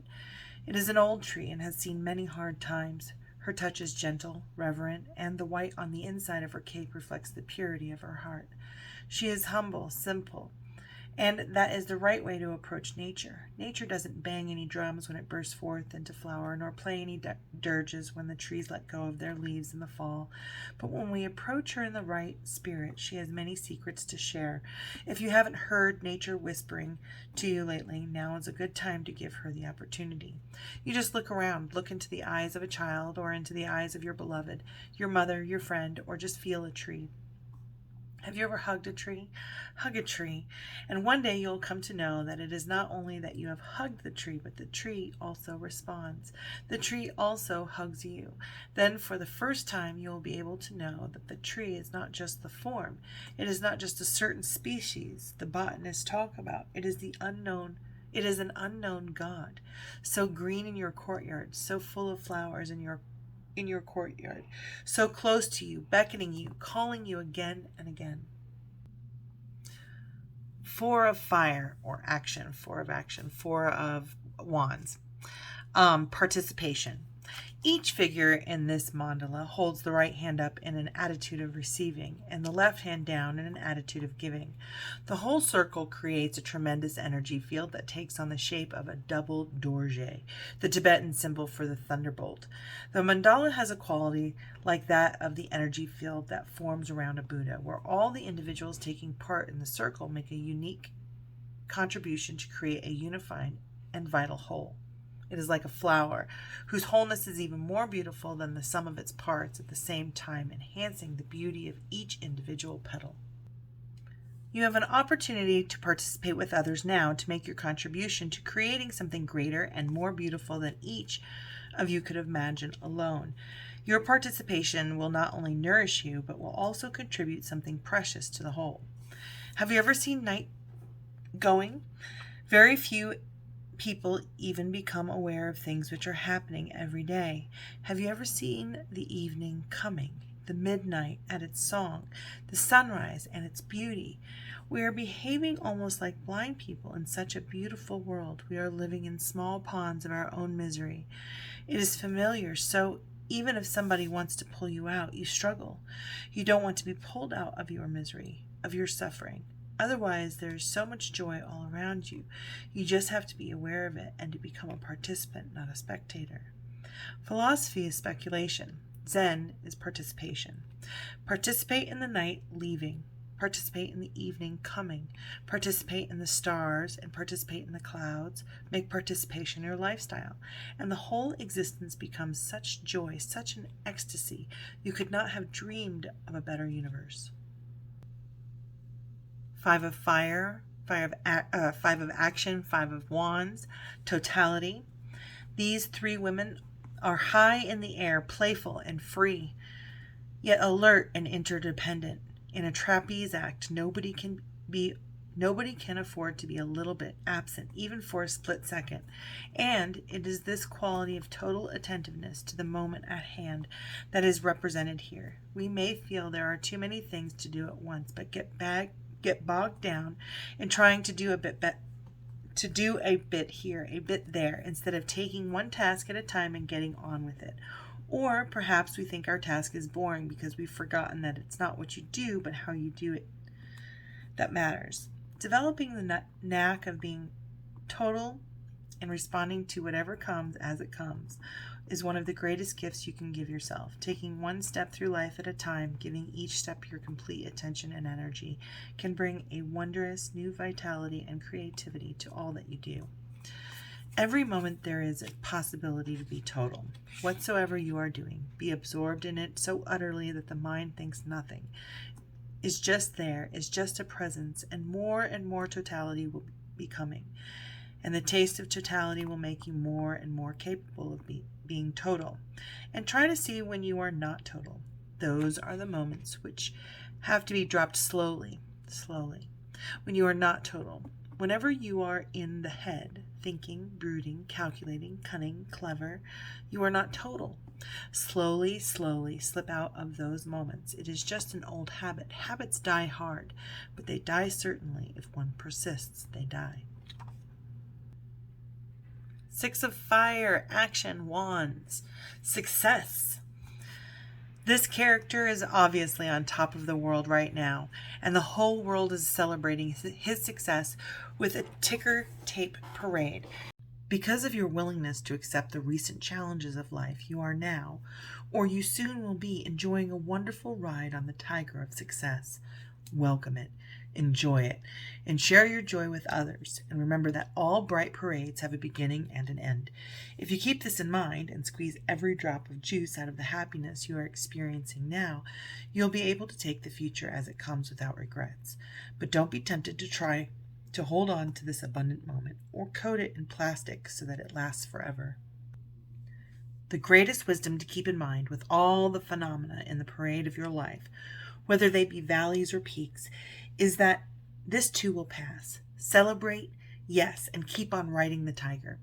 Watch the waves in the ocean. The higher the wave goes, the deeper is the wake that follows it. One moment you are the wave, another moment you are the hollow wake that follows. Enjoy both. Don't get addicted to one. Don't say, I would always like to be on the peak. It is not possible. Simply see the fact it is not possible. It has never happened, and it will never happen. It is simply impossible. Not in the nature of things. Then what to do? Enjoy the peak while it lasts, and then enjoy the valley when it comes. What is wrong with the valley? What is wrong with being low? It is relaxation. A peak is an excitement, and nobody can exist continuously in an excitement. 7 of fire, action, wands, stress. How many people do you know who, just when they were completely overloaded with too many projects, too many balls in the air, have suddenly come down with the flu or taken a fall and ended up on crutches? That's just the sort of bad timing the little monkey with the pin in his hand is about to impose on the one-man band pictured here. The quality of stress represented by this card visits all of us at times, but perfectionists are particularly vulnerable to it. We create it ourselves with the idea that without us, nothing will happen, especially in the way we want it to. Well, what makes you think you are so special? Do you think the sun won't rise in the morning unless you personally set the alarm? Go for a walk, buy some flowers, and fix yourself a spaghetti dinner. Anything unimportant will do. Just put yourself out of that monkey's reach. All private goals are neurotic. The essential man comes to know, to feel, I am not separate from the whole, and there is no need to seek and search for any destiny on my own. Things are happening. The world is moving. Call it God. He is doing things. They are happening of their own accord. There is no need for me to make any struggle, any effort. There is no need for me to fight for anything. I can relax and be. The essential man is not a doer. The accidental man is a doer. The accidental man is, of course, then in anxiety, tension, stress, anguish, continuously sitting on a volcano. It can erupt any moment because he lives in a world of uncertainty and believes as if it is certain. This creates tension in his being. He knows deep down that nothing is certain. 8 of wands, 8 of fire, action, and wands. This is traveling. The tiny figure moving on the path through this beautiful landscape is not concerned about the goal. He or she knows that the journey is the goal. The pilgrimage itself is the sacred place. Each step on the path is important in itself. When this card appears in a reading, it indicates time of movement and change. It may be a physical movement from one place to the next, or an inner movement from one way of being to another. But whatever the case, this card promises that the going will be easy and will bring a sense of adventure and growth. There is no need to struggle or plan too much. The traveling card also reminds us to accept and embrace the new, just as when we travel to another country with a different culture and environment than the one we are accustomed to. This attitude of openness and acceptance invites new friends and experiences into our lives. Life is a continuity, always and always. There is no final destination it is going towards, just the pilgrimage, just the journey in itself is life. Not reaching to some point, no goal, just dancing and being in pilgrimage, moving joyously without bothering about any destination. What will you do by getting to a destination? Nobody has asked this because everybody is trying to have some destination in life. But the implications, if you really reach the destination of life, then what? Then you will look very embarrassed. Know where to go. You have reached to the final destination. And in the journey, you have lost everything. You had to lose everything. So standing naked at the final destination, you will look around like an idiot. What was the point? You were hurrying so hard and you were worrying so hard. And this is the outcome. Nine of Fire, action, exhaustion. This is the portrait of one whose life energy has been depleted in his efforts to keep fueling the enormous and ridiculous machine of self-importance and productivity. He has been so busy keeping it all together and making sure everything runs smoothly that he's forgotten to really rest. No doubt he can allow himself to be playful. To abandon his duty for a trip to the beach could mean the whole structure might come tumbling down. The message of this card is not just about being a workaholic, though. It's about all the ways in which we set up safe but unnatural routines for ourselves, and by doing so, keep the chaotic and spontaneous away from our doors. Life isn't a business to be managed. It is a mystery to be lived. It's time to tear up the time card, break out of the factory, and take a little trip into the uncharted. Your work can flow more smoothly from a relaxed state of mind. A man who lives through conscience becomes hard. A man who lives through consciousness remains soft. Why? Because a man who has some ideas about how to live naturally becomes hard. He has continuously to carry his character around himself. The character is like an armor. His protection, his security, his whole life is invested in that character. And he always reacts to situations through the character, not directly. If you ask him a question, his answer is ready-made. That is the sign of a hard person. He is dull, stupid, mechanical. He may be a good computer, but he is not a man. You do something and he reacts in a well-established way. His reaction is predictable. He's a robot. The real man acts spontaneously. If you ask him a question, your question gets a response, not a reaction. He opens his heart to your question, exposes himself to your question, responds to it. 10 of Fire, action, wands. Suppression. The figure on this card is quite literally all tied up in knots. His light still shines within, but he has repressed his own vitality trying to meet so many demands and expectations. He has given up all his own power and vision in return for being accepted by the very same forces that have imprisoned him. The danger of suppressing one's natural energy in this way is apparent in the cracks of the volcanic eruption about to take place around the edges of the image. The real message of the card is to find healing outlet for this potential explosion. It is essential to find a way to release whatever tensions and stresses might be building up inside you right now. Beat on a pillow, jump up and down, go out into the wilderness and scream at the empty sky. Anything to shake up your energy and allow it to circulate freely. Don't wait for catastrophe to happen. In Sanskrit, the name is Alaya Vigyan.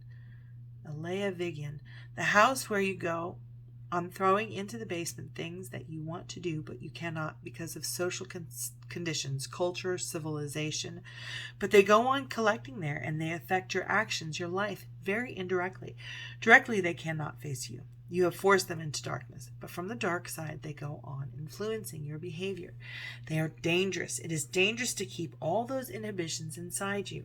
It is possible that these are the things that come to a climax when a person goes insane. Insanity is nothing but all these suppressions coming to a point where you cannot control them anymore.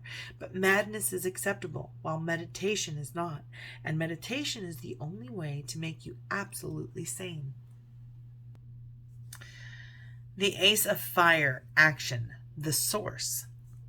When we speak of being grounded or centered, it is this source we are talking about. When we begin a creative project, it is the source that we tune into. This card reminds us that there is a vast reservoir of energy available to us and that we tap into it not by thinking and planning, but by getting grounded, centered, and silent enough to be in contact with the source. It is within each of us, like a personal, individual sun, giving us life and nourishment. Pure energy pulsating, available. It is ready to give us anything we need to accomplish something, and ready to welcome us back home when we want it to rest. So whether you are beginning something new and need inspiration right now, or you've just finished something and want to rest, go to the source. It is always waiting for you, and you don't even have to step out of your house to find it.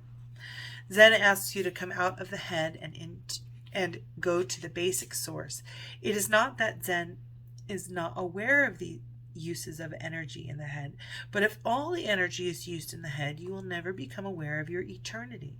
You will never know as an experience what it is to be one with the whole. When the energy is just at the center, pulsating, when it is not moving anywhere, neither in the head nor in the heart, but it is at the very source from where the heart takes it, the head takes it, pulsating at the very source. That is the very meaning of Zazen. Zazen means just sitting at the very source, not moving anywhere. A tremendous force arises, a transformation of energy into light and love, into greater life, into compassion, into creativity. It can take many forms, but first you have to learn how to be at the source. Then the source will decide where your potential is. You can relax at the source and it will take you to your very potential. Two of water, emotions. Two of cups. Friendliness. The branches of these two flowering trees are intertwined, and their fallen petals blend together on the ground in their beautiful colors. It is as if heaven and earth are bridged by love, but they stand individually, each rooted in the soil, in their own connection with the earth. In this way, they represent the essence of true friends, mature, easy with each other, natural. There is no urgency about their connection, no neediness, no desire to change the other into something else. This card indicates a readiness to enter this quality of friendliness.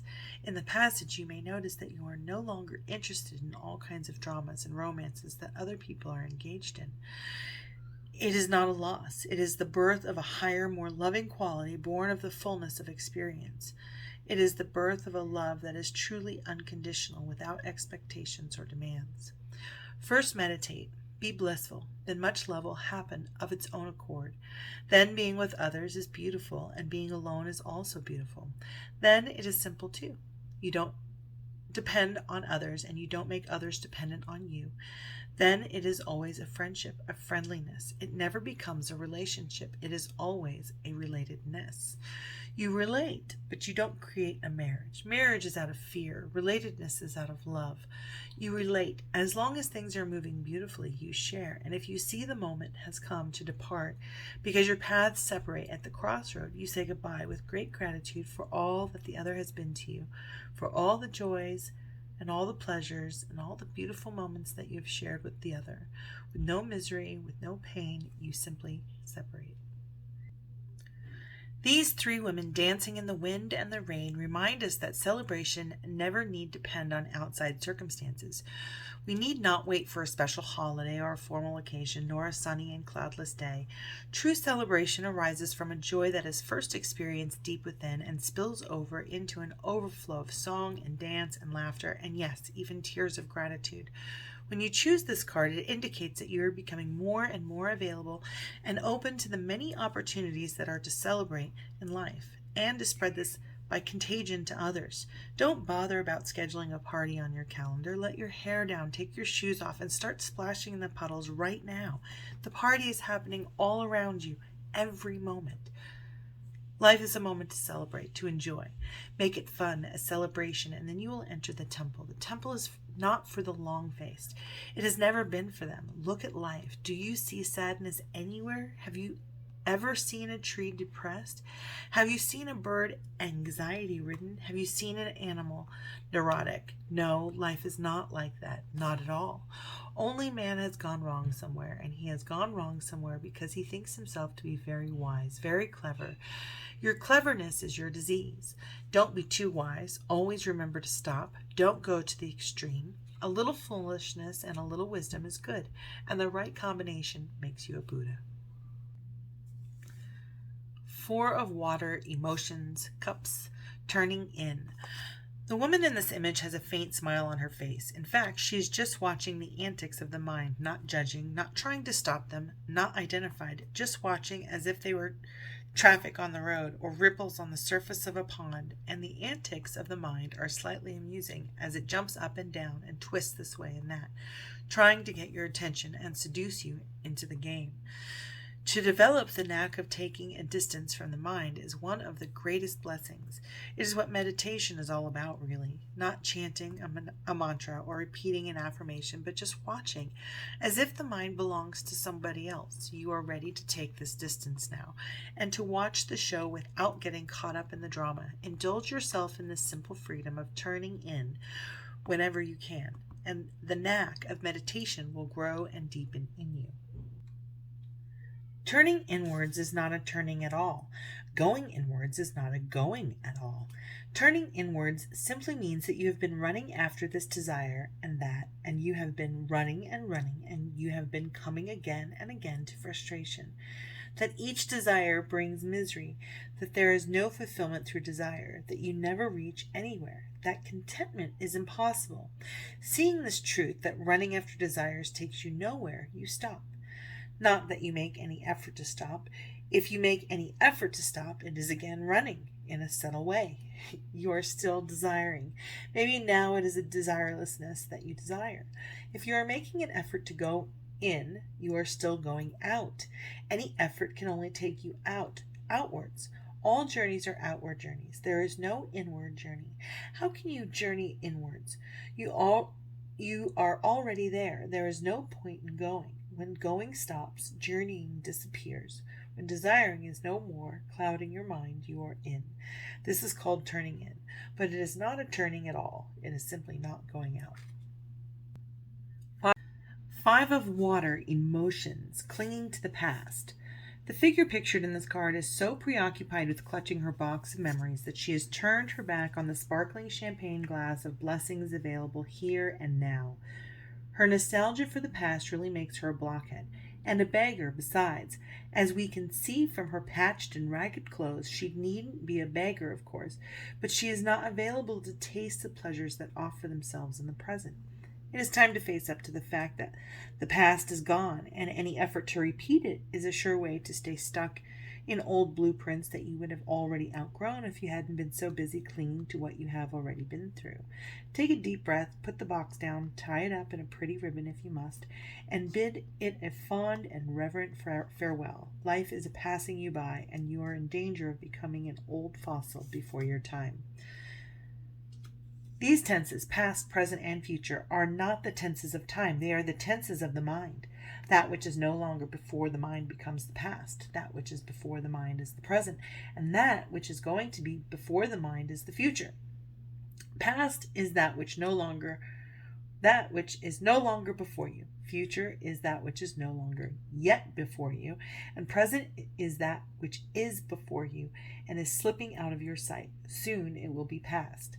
If you don't cling to the past, because clinging to the past is absolute stupidity, it is no longer there, so you are crying for spilled milk. What is gone is gone. And don't cling to the present, because that is also going, and soon it will be past. Don't cling to the future, hopes, imaginations, plans for tomorrow, because tomorrow will become today, will become yesterday. Everything is going to become yesterday. Everything is going to go out of your hands. Clinging will simply create misery. You will have to let go. Six of Cups. Water, emotions, the dream. Some enchanted evening you're going to meet your soulmate, the perfect person who will meet all your needs and fulfill all your dreams. Right? Wrong. This fantasy that songwriters and poets are so fond of perpetuating has its roots in memories of the womb, where we were so secure and at one with our mothers. It's no wonder we have hankered to return to that place all our lives. But, to put it quite brutally, it is a childish dream. And it's amazing we hang on to it so stubbornly in the face of reality. Nobody, whether it is your current mate or some dreamed of partner in the future, has any obligation to deliver your happiness on a platter, nor could they even if they wanted to. Real love comes not from trying to solve our neediness, but by depending on another, but by developing our own inner richness and maturity. Then we have so much love to give that we naturally draw lovers towards us. This has been said again and again, down through the ages. All the religious people have been saying this. We come alone into this world, we go alone. All togetherness is illusory. The very idea of togetherness arises because we are alone, and the aloneness hurts. We want to drown our aloneness in a relationship. That is why we become so much involved in love. Try to see the point. Ordinarily, you think you have fallen in love with a woman or with a man because she is beautiful, he is beautiful. That is not the truth. The truth is just the opposite. You have fallen in love because you cannot be alone. You are going to fall. You are going to avoid yourself somehow or other. And there are people who don't fall in love with women or men. Then they fall in love with money. They start moving into money or into a power trip. They become politicians. That too is avoiding your aloneness. If you watch yourself deeply, you will be surprised. All your activities can be reduced to one single source. The source is that you are afraid of your aloneness. Everything else is just an excuse. The real cause is that you find yourself very alone. 7 of Water, Emotions, Cups. The man and woman in this card are facing each other, yet they are not able to see each other clearly. Each is projecting an image they have constructed in their minds, covering the real face of the person they are looking at. All of us can get caught up in projecting movies of our own making onto the situations and people surrounding us. It happens when we are not fully aware of our own expectations, desires, and judgments. Instead of taking responsibility for them and owning them, we try to attribute them to others. A projection can be devilish or divine, disturbing or comforting, but it is a projection nonetheless, a cloud that prevents us from seeing reality as it is. The only way out is to recognize the game. When you find a judgment arising about another, turn it around. Does what you see in others really belong to you? Is your vision clear or clouded by what you want to see? In a cinema hall, you look at the screen. You never look at the back. The projector is at the back. The film is not there really on the screen. It's just a projection of a shadow and light. The film exists just as the back, but you never look at that, and the projector is there. Your mind is the back of the whole thing, and the mind is the projector. But you always look at the other because the other is the screen. When you are in love, the person seems beautiful. No comparison. When you hate, the same person seems the ugliest. And you never become aware of how the same person can be the ugliest and the same person can be the most beautiful. So the only way to reach to truth is to learn how to be immediate in your vision, how to drop the help of the mind. This agency of the mind is the problem because mind can create only dreams. Through your excitement, the dream starts looking like reality. If you are too excited, then you are intoxicated, then you are not in your senses. Then whatsoever you see is just your projection.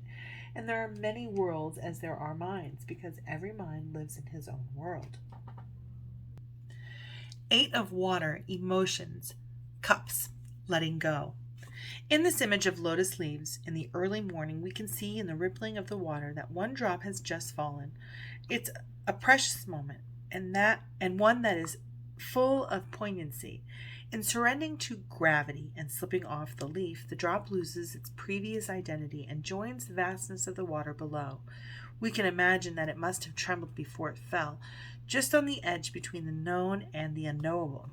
To choose this card is a recognition that something is finished, something is completing. Whatever it is, a job, a relationship, a home you have loved, anything that might have helped you to define who you are, it is time to let go of it, allowing any sadness, but not trying to hold on. Something greater is awaiting you. New dimensions are there to be discovered. You are past the point of no return now, and gravity is doing its work. Go with it. It represents liberation. In existence, there is nobody who is superior and nobody who is inferior. The blade of grass and the great star are absolutely equal. But man wants to be higher than others. He wants to conquer nature, hence he is to fight continuously. All complexities arise out of this fight.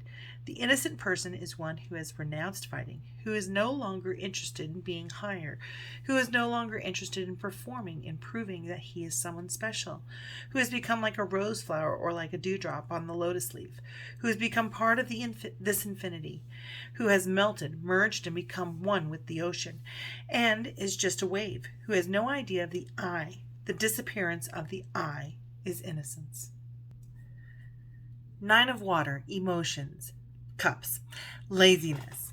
This gentleman clearly thinks he's got it made. He sits in his big overstuffed chair wearing his sunglasses, shaded by his umbrella with his pink slippers and his pina colada in his hand. He doesn't have the energy to get up and do anything because he thinks he's done it already. He hasn't yet turned to see the mirror cracking around him on his right, a sure sign that the place he thinks he's finally arrived at is about to shatter and dissolve before his very eyes. The message this card brings is that this poolside resort is not your final destination. The journey isn't over yet. As that white bird flying into the vastness of the sky is trying to show, your complacency might have arisen from a real sense of achievement, but now it is time to move on. No matter how fuzzy the slippers, how tasty the pina colada, there are skies upon skies still waiting to be explored. When you are lazy, it is the negative taste. You simply feel that you have no energy. You simply feel dull. You simply feel sleepy. You simply feel dead. When you are in a state of non-doing, then you are full of energy. It is a very positive taste. You have full energy overflowing. You are radiant, bubbling, vibrating. You are not sleepy. You are perfectly aware. You are not dead. You are tremendously alive. There is a possibility the mind can deceive you. It can rationalize laziness as non-doing. It can say, I have become a Zen master, or I believe in Tao. But you are not deceiving anybody else. You will be deceiving only yourself. So be alert. 10 of water, emotions, cups, harmony. The experience of resting in the heart and meditation is not something that can be grasped or forced. It comes naturally as we grow more and more in tune with the rhythms of our own inner silences. The figure on this card reflects the sweetness and delicacy of this experience. The dolphins that emerge from the heart and make an arc towards the third eye reflect the playfulness and intelligence that comes when we are able to connect with the heart and move into the world from there. Let yourself be softer and more receptive now, because an inexpressible joy is waiting for you just around the corner. Nobody else can point it out to you, and when you find it, you won't be able to find the words to express it to others. But it's there, deep within your heart, ripe and ready to be discovered. Listen to your heart, move according to your heart, whatsoever the stake, a condition of complete simplicity costing not less than everything. To be simple is arduous, because to be simple costs everything that you have. You have to lose all to be simple. Ace, water, emotions, cups, going with the flow. The figure in this card is completely relaxed and at ease in the water, letting it take him where it will. He has mastered the art of being passive and receptive without being dull or sleepy.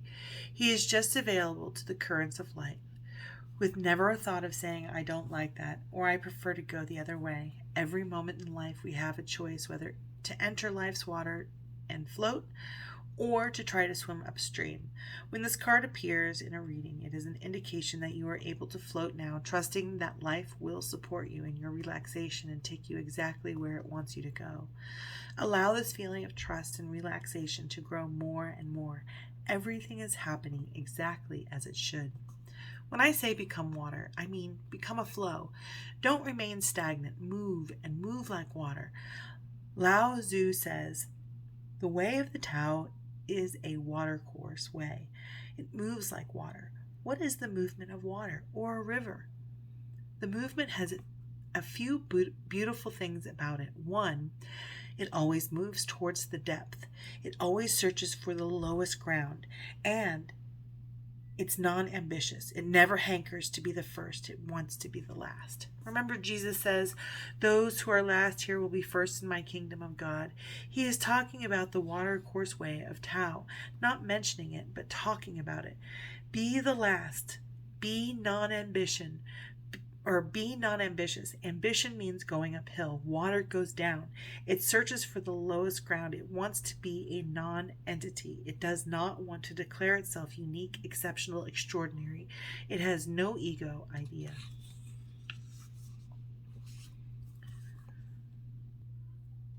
Two of clouds, the mind. Two of swords, schizophrenia. The person in this card brings a new twist to the old idea of getting stuck between a rock and a hard place. But we are in precisely this sort of situation when we get stuck in the indecisive and dualistic aspect of the mind. Should I let my arms go and fall head first, or let my legs go and fall feet first? Should I go here or there? Should I say yes or no? And whatever decision we make, we will always wonder if we should have decided the other way. The only way out of this dilemma is, unfortunately, to let go of both at once. You can't work your way out of this one by solving it, making lists of pros and cons, or in any way working it out with your mind. Better to follow your heart, if you can find it. If you can't find it, just jump. Your heart will start beating so fast there will be no mistake about where it is. Man is split. Schizophrenia is a normal condition of man, at least now. It may not have been so in the primitive world, but centuries of conditioning, civilization, culture, and religion have made man a crowd, divided, split, contradictory. But because this split is against his nature, deep down, somewhere hidden, the unity still survives because the soul of man is one. All the conditionings at the most destroy the periphery of the man, but the center remains untouched. That's how man continues to live, but his life has become a hell. The whole effort of Zen is how to drop this schizophrenia, how to drop this split personality, how to drop the divided mind of man, how to become undivided, integrated, centered, crystallized. The way you are, you cannot say that you are. You don't have a being. You are a marketplace, many voices. If you want to say yes immediately, the no is there. You cannot even utter a simple word yes with totality. In this way, happiness is not possible. Unhappiness is a natural consequence of a split personality. 3 clouds, the mind, swords, isolation. In our society, men in particular have been taught not to cry, to put a brave face on things when they get hurt, and not show that they are in pain. But women can fall into this trap too, and all of us at one time or another might feel that the only way to survive is to close off our feelings and emotions so we can't be hurt again. If our pain is particularly deep, we might even try to hide it from ourselves. This can make us frozen, rigid, because deep down we know that one small break in the ice will free the hurt to start circulating through us again. The rainbow-colored tears on this person's face hold the key to breaking out of this isolation. The tears, and only the tears, have the power to melt the ice. It's okay to cry, and there is no reason to feel ashamed of your tears. Crying helps us let go of pain, allows us to be gentle with ourselves, and finally helps us to heal. We are miserable because we are too much in the self. What does it mean when I say we are too much in the self? And what exactly happens when we are too much in the self? Either you can be in existence or you can be in the self. Both are not possible together. To be in the self means to be apart, to be separate. To be in the self means to become an island. To be in the self means to draw a boundary line around you. To be in the self means to make a distinction between this I am and that I am not. The definition, the boundary between I and not I, is what the self is. The self isolates, and it makes you frozen. You are no longer flowing. If you are flowing, the self cannot exist. Hence, people have become almost like ice cubes. They don't have any warmth. They don't have any love. Love is warmth, and they are afraid of love. If warmth comes to them, they will start melting, and the boundaries will disappear. In love, the boundaries disappear. In joy, also, the boundaries disappear, because joy is not cold. 4 of clouds, the mind, swords, postponement. The woman in this picture is living in a gray landscape full of unreal, cut-out clouds. Through the window frame, she can see colors and light and aliveness. And although she would like to move through the frame, as we can see by the rainbow colors appearing in her garment, she can't quite manage to do it. There is still too much what-if activity in her mind. Tomorrow never comes, and they say, but no matter how often it is said, it seems that most of us tend to forget the truth of it. In fact, the one and only result of postponing things is a dull and depressing feeling of incompletion and stuckness. Today, the relief and expansiveness you will feel once you put aside all the dithering thoughts that are preventing you from acting now will make you wonder why you ever waited so long. Postponement is simply stupid.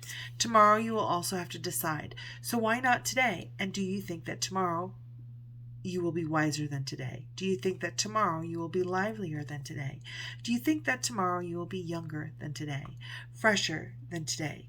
Tomorrow you will be older. Your courage will be less. Tomorrow you will be more experienced. Your cunningness will be more. Tomorrow death will come closer. You will start wavering and being more afraid. Never postpone for the tomorrow. And who knows, tomorrow may come or may not come. If you have to decide, you have to decide right now. Dr. Vogel, the dentist, finished his examination on a pretty young patient, Miss Baseman. He said, "I'm afraid I'm going to have to pull out your wisdom teeth." "Oh my," exclaimed the girl, "I'd rather have a baby." "Well," said Dr. Vogel, "could you make up your mind so that I can adjust the chair?" Make up your mind. Don't go on postponing infinitely. Oh my. Five of Swords. Five of Clouds, the mind, swords. Comparison. Whoever told you that the bamboo is more beautiful than the oak, or the oak more valuable than the bamboo? Do you think the oak wishes it had a hollow trunk like this bamboo? Does the bamboo feel jealous of the oak because it's bigger and its leaves change color in the fall? The very idea of the two trees comparing themselves to each other seems ridiculous, but we humans seem to find this habit very hard to break. Let's face it, there is always going to be somebody who is more beautiful, more talented, stronger, more intelligent, or apparently happier than you are. And conversely, there will always be those who are less than you in all these ways. The way to find out who you are is not by comparing yourself with others, but by looking to see whether you are fulfilling your own potential in the best way you know how. Comparison brings inferiority, superiority. When you don't compare, all inferiority, all superiority disappear. Then you are simply there. A small bush or a big high tree, it doesn't matter. You are yourself. You are needed. A grass leaf is needed as much as the biggest star. Without the grass leaf, God would be less than he is. This sound of the cuckoo is needed as much as any Buddha. The world will be less. We'll be less rich if this cuckoo disappears. Just look around. All is needed, and everything fits together. It is an organic unity. Nobody is higher and nobody is lower. Nobody is superior, nobody inferior. Everybody is incomparably unique. Six of Clouds, the mind. Swords, the burden. When we carry a load of shoulds and shouldn'ts imposed on us by others, we become like this ragged, struggling figure trying to make his way uphill. Go faster, try harder, reach the top, shouts the foolish tyrant he carries on his shoulders, while the tyrant himself is crowned with an imperious rooster. If life these days feels like just a struggle from the cradle to the grave, it could be time to shrug your shoulders and see what it feels like to walk without these characters on your back. You have your own mountains to conquer, your own dreams to fulfill, but you will never have the energy to pursue them until you release yourself from all the expectations you've gathered from others, but now think are your own. Chances are they exist only in your own mind, but that doesn't mean they can't weigh you down. It's time to lighten up and send them on their way. A man's true life is the way in which he puts off the lie imposed by others on him. Stripped, naked, natural, he is what he is. This is a matter of being and not of becoming. The lie cannot become the truth. The personality cannot become your soul. There is no way to make the non-essential the essential. The non-essential remains non-essential, and the essential remains essential. They are not convertible, and striving towards truth is nothing but creating more confusion. The truth is not to be achieved. It cannot be achieved. It is already the case. Only the lie has to be dropped. All aims and ends and ideals and goals and ideologies, religions and systems of improvement and betterment are lies. Beware of them. Recognize the fact that as you are a lie, manipulated, cultivated by others. Striving after truth is a distraction and postponement. It is the lie's way to hide. See the lie? Look deep into the lie of your personality, because to see the lie is to cease to lie. No longer to lie is to seek no more for any truth. There is no need. The moment the lie disappears, truth is there, in all its beauty and radiance. In the seeing of the lie, it disappears, and what is left is the truth. Seven of Swords, Seven of Clouds, the mind. Politics. Do you recognize this man? All but the most innocent and sincere of us have a politician lurking somewhere in our minds. In fact, the mind is political. Its very nature is to plan and scheme and try to manipulate situations and people so that it can get what it wants. Here, the mind is represented by the snake, covered with clouds and speaking with forked tongue. The important thing to realize about this card is that both faces are false. The sweet, innocent, trust me face is a mask. And the evil, toxic, I'll have my way with you face is a mask too. Politicians don't have real faces. The whole game is a lie. Take a good look at yourself to see if you've been playing this game. What you see might be painful, but not as painful as continuing to play. It doesn't serve anybody's interest in the end, least of all yours. Whatever you might achieve in this way will just turn to dust in your hands. Anybody who can be a good pretender, a hypocrite, will become your leader politically, will become your priest religiously. All that he needs is hypocrisy. All that he needs is cunningness. All that he needs is a facade to hide behind. Your politicians live double lives. Your priests live double lives. One from the front door, the other from the back door. And the back door life is their real life. Those front door smiles are just false. Those faces looking so innocent are just cultivated. If you want to see the reality of a politician, you will have to see him from his back door. There he is in his nudity, and so is the priest. These two kinds of cunning people have dominated humanity, and they found out very early on that if you want to dominate humanity, make it weak, make it feel guilty, make it feel unworthy, destroy its dignity, take all glory away from it, humiliate it. And they have found such subtle ways of humiliation that they don't come in the picture at all. They leave it to you to humiliate yourself, to destroy yourself. They have taught you a kind of slow suicide. 8 of Clouds, the mind, swords, guilt. Guilt is one of the most destructive emotions in which we can get caught. If we have wronged another or gone against our own truth, then of course we will feel bad. But to let ourselves be overwhelmed with guilt is to invite a migraine. We end up surrounded by nagging clouds of self-doubt and feelings of worthlessness, to the point where we cannot see any of the beauty and joy that life is trying to offer us. We all long to be better people, more loving, more aware, more true to ourselves, but when we punish ourselves for our failures by feeling guilty, we can get locked into a cycle of despair and hopelessness that robs us of all clarity about ourselves and the situations we encounter. You are absolutely okay as you are, and it is absolutely natural to go astray from time to time. Just learn from it. Move on and use the lesson not to make the same mistake again. This moment, this here now, is forgotten when you start thinking in terms of achieving something. When the achieving mind arises, you lose contact with the paradise you are in. This is one of the most liberating approaches. It liberates you right now. Forget all about sin and forget all about saintliness. Both are stupid. Both together have destroyed all the joys of humanity. The sinner is feeling guilty, hence his joy is lost.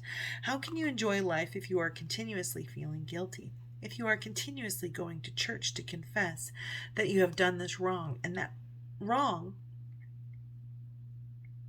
this wrong and that wrong, and wrong and wrong and wrong, your whole life seemed to be made of sins. How can you live joyously? It becomes impossible to delight in life. You become heavy-loaded. Guilt sits on your chest like a rock. It crushes you. It does not allow you to dance. How can you dance? How can guilt dance? How can guilt sing? How can guilt love? How can guilt live? So the one who thinks he is doing something wrong is guilty, burdened, dead before death, has already entered into the grave. 9 of Clouds, the mind, swords, sorrow. The image of Ananda, the cousin and discipline of Gautam Buddha. He was at Buddha's side constantly, attending to his every need for 42 years. When Buddha died, the story is told that Ananda was still at his side weeping. The other disciples chastised him for his misunderstanding. Buddha had died absolutely fulfilled. He should be rejoicing. But Ananda said, "You misunderstand. I am weeping not for him, but for myself, because for all these years I have been constantly at his side, but I have still not attained." Ananda stayed awake for the whole night, meditating deeply and feeling his pain and sorrow. By the morning, it is said, he was enlightened.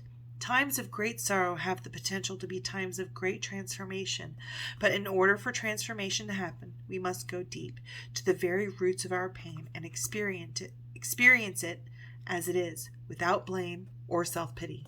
This pain is not to make you sad. Remember that where people go on missing, this pain is just to make you more alert, because people become alert only when the arrow goes deep in their heart and wounds them. Otherwise, they don't become alert. When life is easy, comfortable, convenient, who cares? Who bothers to become alert? When a friend dies, there is a possibility. When your woman leaves you alone, those dark nights you are lonely. You have loved that woman so much, and you have staked all, and then suddenly, one day, she is gone. Crying in your loneliness, those are the occasions when, if you use them, you can become aware. The arrow is hurting. It can be used. The pain is not to make you miserable. The pain is to make you more aware, and when you are aware, misery disappears. The Ten of Clouds, the mind, swords, rebirth. This card depicts the evolution of consciousness as it is described by Friedrich Nietzsche in his book, Thus Spake Zarathustra. He speaks of 3 levels of camel, lion, and child. The camel is sleepy, dull, self-satisfied. He lives in delusion, thinking he is a mountain peak, but really he is so concerned with others' opinions that he hardly has any energy of his own. Emerging from the camel is the lion. When we realize we've been missing life, we start saying no to the demands of others. We move out of the crowd alone and proud and roaring our truth. But this is not the end. Finally, the child emerges, neither acquiescent nor rebellious, but innocent and spontaneous and true to his own being. Whatever the space you're in right now, sleepy and depressed or roaring and rebellious, be aware that it will evolve into something new if you allow it. It is a time of growth and change. In Zen, you're coming from nowhere and you're going to nowhere. You are just now here, neither coming nor going. Everything passes by you. Your consciousness reflects it, but it does not get identified.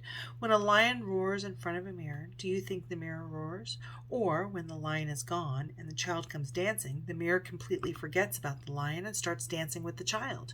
Do you think the mirror dances with the child? The mirror does nothing. It simply reflects. Your consciousness is only a mirror. Neither do you come nor do you go. Things come and go. You become young. You become old. You are alive. You are dead. All these states are simply reflections in an eternal pool of consciousness. The Ace of Clouds, the mind, swords, consciousness. Most of the cards in the suit of the mind are either cartoon-like or troubled because the influence of the mind in our lives is generally either ridiculous or oppressive. But this card of consciousness shows a vast Buddha figure. He is so expansive. He has gone even beyond the stars, and above his head is pure emptiness. He represents the consciousness that is available to all who become a master of the mind and can use it as the servant it is meant to be. When you choose this card, it means that there is crystal clarity available right now, detached, rooted in the deep stillness that lies at the core of your being. There is no desire to understand from the perspective of the mind. The understanding you have now is existential, whole in harmony with the pulse of life itself. Accept this great gift and share it. We come from the unknown, and we go on moving into the unknown. We will come again. We have been here thousands of times, and we will be here thousands of times. Our essential being is immortal, but our body, our embodiment is mortal. Our frame in which we are, our houses, the body, the mind, they are made of material things. They will get tired. They will get old. They will die. But your consciousness, for which Bodhidharma uses the word no mind, Quantum Buddha has also used the word no mind, is something beyond body and mind, something beyond everything, that no mind is eternal. It comes into expression and goes again into the unknown. The movement from the unknown to the known and from the known to the unknown continues for eternity unless somebody becomes enlightened. Then that is his last life. Then this flower will not come back again. This flower that has become aware of itself need not come back to life, because life is nothing but a school in which to learn. He has learned the lesson. He is now beyond delusions. He will move from the known for the first time, not into the unknown, but into the unknowable. Two of Rainbows, the physical, pentacles, moment to moment. As this figure moves across the stones, he steps lightly and non-seriously at the same time, absolutely balanced and alert. Behind the swirling, ever-changing waters, we can see the shapes of buildings. There appears to be a city in the background. The man is in the marketplace, but at the same time outside of it, maintaining his balance and able to watch it from above. This card challenges us to move away from our preoccupations with other spaces and other times and stay alert to what is happening in the here and now. Life is a great ocean in which you can play if you drop all your judgments, your preferences, and the attachment to the details of your long-term plans. Be available to what comes your way as it comes, and don't worry if you stumble or fall. Just pick yourself up, dust yourself off, have a good laugh, and carry on. The past is no more, and the future is not yet. Both are unnecessarily moving in directions which don't exist. One to exist, but no longer exists, and one has not even started to exist. The only right person is the one who lives moment to moment, whose arrow is directed to the moment, who is always here and now, wherever he is. His whole consciousness, his whole being is involved in the reality of here and in the reality of now. That's the only right direction. Only such a man can enter into the Golden Gate. The present is the Golden Gate. Here, now, is the Golden Gate, and you can be in the present only if you are not ambitious. No accomplishment, no desire to achieve power, money, prestige, even enlightenment, because all ambition leads you into the future. Only a non-ambitious man can remain in the present. A man who wants to be in the present has not to think, has just to see and enter the gate. Experience will come, but experience has not to be premeditated. The angelic figure with rainbow-colored wings on this card represents the guide that each of us carries within. Like the second figure in the background, we may sometimes be a little reluctant to trust this guide when it comes to us because we are so accustomed to taking our cues from the outside rather than from the inside. The truth of your own deepest being is trying to show you where to go right now, and what this card appears, it means you can trust the inner guidance you are being given. It speaks in whispers, and sometimes we can hesitate, not knowing if we have understood it rightly. But the indications are clear. In following the inner guide, you will feel more whole, more integrated, as if you are moving outwards from the very center of your being. If you go with it, this beam of light will carry you exactly where you need to go. If I didn't say it, this is Three of Rainbows or Three of Pentacles, the physical, and this means guidance. You have to look for guidance because you don't know your inner guide is hidden inside you. You have to find the inner guide, and that's what I call your witness. That's what I call your Dharma. That's what I call your intrinsic Buddha. You have to awaken that Buddha, and your life will shower blessings, benediction. Your life will become so radiant with good, with godliness, more than you can possibly conceive. It is almost like light. Your room is dark. Just bring light in. Even a small candle will do, and the whole darkness disappears. And once you have a candle, you know where the door is. You don't have to think about it. Where is the door? Only blind people think about where the door is. People who have eyes and the light is there, they don't think. Have you ever thought, where is the door? You simply get up and go out. You never give a single thought to where the door is. You don't start groping for the door or hitting your head against the wall. You simply see, and there is not even a flicker of thought. You simply go out.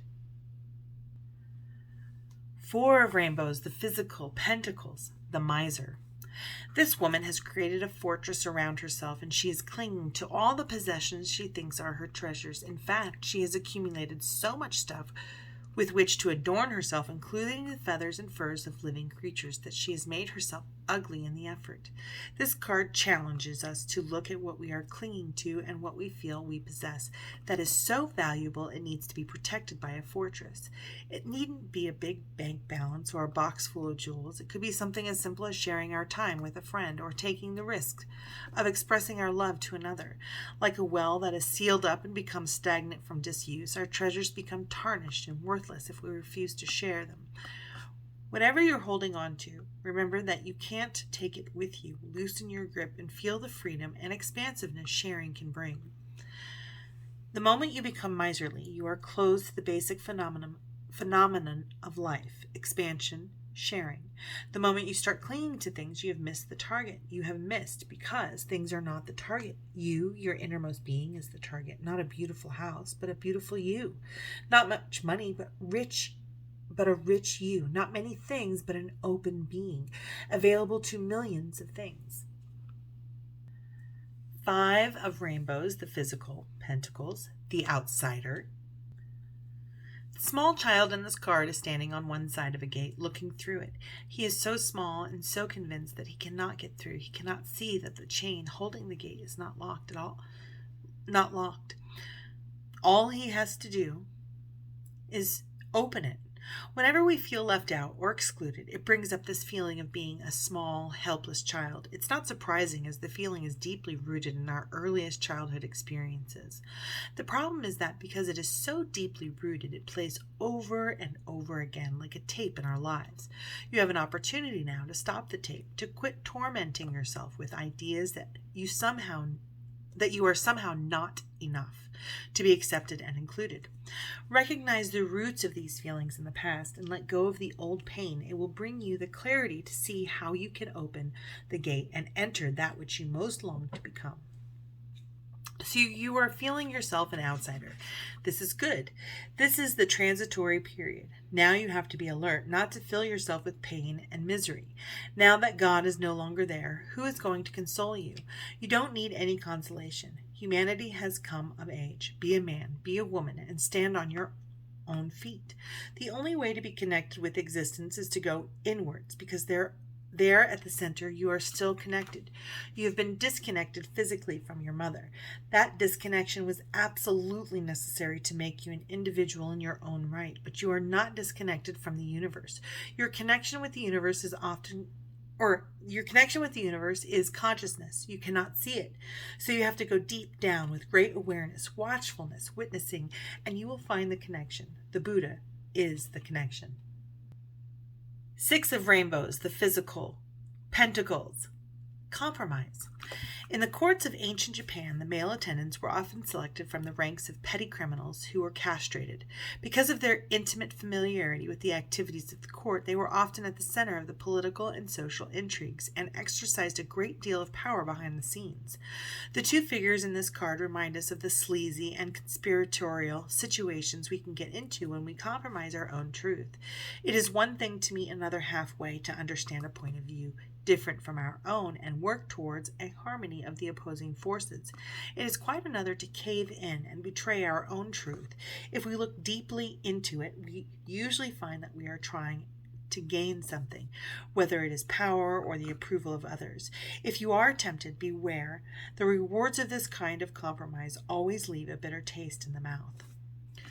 Don't be clever, otherwise you will remain the same. You will not change. Half techniques on the path of love and half techniques on the path of meditation will create much confusion in you. They will not help, but to ask for help is against the ego. So you try to compromise. This compromise will be more dangerous. It will confuse you more because made out of confusion, it will create more confusion. So try to understand why you hanker for compromise. Sooner or later, you will be able to understand that compromise is not going to help. And compromise may be a way of not going in either direction, or it may be just a repression of your confusion. It will assert itself. Never repress anything. Be clear-cut about your situation, and if you are confused, remember that you are confused. This will be the first clear-cut thing about you, that you are confused. You have started on the journey. 7 of rainbows, the physical, pentacles, patience. There are times when the only thing to do is wait. The seed has been planted, the child is growing in the womb, the oyster is coating the grain of sand and making it into a pearl. This card reminds us that now is a time when all that is required is to be simply alert, patient, waiting. The woman pictured here is in just an attitude, contented with no trace of anxiety. She is simply waiting. Through all the phases of the moon passing overhead, she remains patient, so in tune with the rhythms of the moon that she has almost become one with it. She knows it is a time to be passive, letting nature take its course, but she is neither sleepy nor indifferent. She knows it is time to be ready for something momentous. It is a time full of mystery, like the hours just before the dawn. It is a time when the only thing to do is to wait. We have forgotten how to wait. It is almost an abandoned space, and it is our greatest treasure to be able to wait for the right moment. The whole existence waits for the right moment. Even trees know it, when it is time to bring the flowers, and when it is time to let go of all the leaves and stand naked against the sky. They are still beautiful in that nakedness, waiting for the new foliage with a great trust that the old has gone and the new will soon be coming, and the new leaves will start growing. We have forgotten to wait. We want everything in a hurry. It is a great loss to humanity. In silence and waiting, something inside you goes on growing, your authentic being, and one day it jumps and becomes a flame, and your whole personality is shattered. You are a new man, and this new man knows what ceremony is. This new man knows life's eternal juices. Eight of Rainbows, the physical, Pentacles, and this is ordinariness. This figure, walking in nature, shows us that beauty can be found in the simple, ordinary things of life. We so easily take this beautiful world we live in for granted. Cleaning house, tending the garden, cooking a meal, the most mundane tasks take on a sacred quality when they are performed with your total involvement, with love and for their own sake, without thought of recognition or reward. You are facing a time now when this easy, natural, and utterly ordinary approach to situations you encounter will bring far better results than any attempt on your part to be brilliant, clever, or otherwise extraordinary. Forget all about making headlines by inventing the latest widget or dazzling your friends and colleagues with your unique star quality. The special gift you have to offer now is presented best by just taking things easily and simply, one step at a time. Sometimes it happens that you become one in some rare moment. Watch the ocean, the tremendous wildness of it, and suddenly you forget your split, your schizophrenia. You relax, or moving in the Himalayas, seeing the virgin snow on the Himalayan peaks, suddenly a coolness surrounds you, and you need not be false because there is no other human being to be false to. You fall together, or listening to beautiful music, you fall together. Whenever in whatsoever situation you become one, a peace, a happiness, a bliss surrounds you, arises in you, you feel fulfilled. There is no need to wait for these moments. These moments can become your natural life. These extraordinary moments can become ordinary moments. That's what the whole effort of Zen. You can live an extraordinary life and a very ordinary life, cutting wood, chopping wood, carrying water from the well. You can be tremendously at ease with yourself, cleaning the floor, cooking food, washing the clothes. You can be perfectly at ease because the whole question is of you doing your action, totally enjoying, delighting in it. 9 of Rainbows, the physical, Pentacles, ripeness. When the fruit is ripe, it drops from the tree by itself. One moment it hangs by a thread from the branches of the tree, bursting with juice. The next moment it falls, not because it has been forced to fall or made the effort to jump, but because the tree has recognized its ripeness and simply let it go. When this card appears in a reading, it indicates that you are ready to share your inner riches, your juice. All you need to do is relax right where you are and be willing for it to happen. This sharing of yourself, this expression of your creativity can come in many ways, in your work, your relationships, your everyday life experiences. No special preparation or effort on your part is required. It is simply the right time. Only if your meditation has brought you a light that shines in every night will even death not be a death to you, but a door to the divine. With the light in your heart, death itself is transformed into a door, and you enter into the universal spirit. You become one with the ocean. And unless you know the oceanic experience, you have lived in vain. Now is always the time, and the fruit is always ripe. You just need to gather courage to enter into your inner forest. The fruit is always ripe, and the time is always right. Always the right time. There is no such thing as a wrong time. Or there's no such thing as wrong time. 10 of Rainbows, the physical, Pentacles. We are the world. Humanity is depicted here as a rainbow of beings dancing around the mandala of the earth with their hands joined together in joy and gratitude for the gift of life.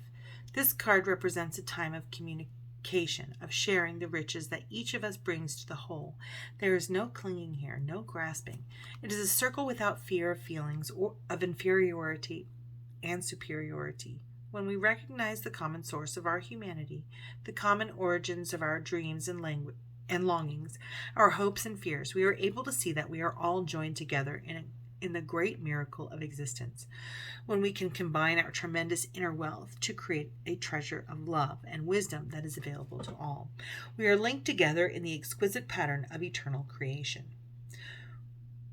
When thousands and thousands of people around the earth are celebrating, singing, dancing, ecstatic, drunk with the divine, there is no possibility of any global suicide. With such festivity and with such laughter, with such sanity and health, with such naturalness and spontaneity, how can there be a war? Life has been given to you to create and to rejoice and to celebrate. When you cry and weep, when you are miserable, you are alone. When you celebrate, the whole existence participates with you. Only in celebration do we meet the ultimate, the eternal. Only in celebration do we go beyond the circle of birth and death. The Ace of Rainbows, the physical. The Ace of Pentacles, maturity. This figure stands alone, silent and yet alert. The inner being is filled with flowers that carries the quality of springtime and regenerate wherever he goes. This inner flowering and the wholeness that he feels affords the possibility of unlimited movement. He can move in any direction, within and without. It makes no difference, as his joy and maturity cannot be diminished by externals. He has come to a time of centeredness and expansiveness. The white glow around the figure is his protection and his light. All of life's experience have brought him to this time of perfection.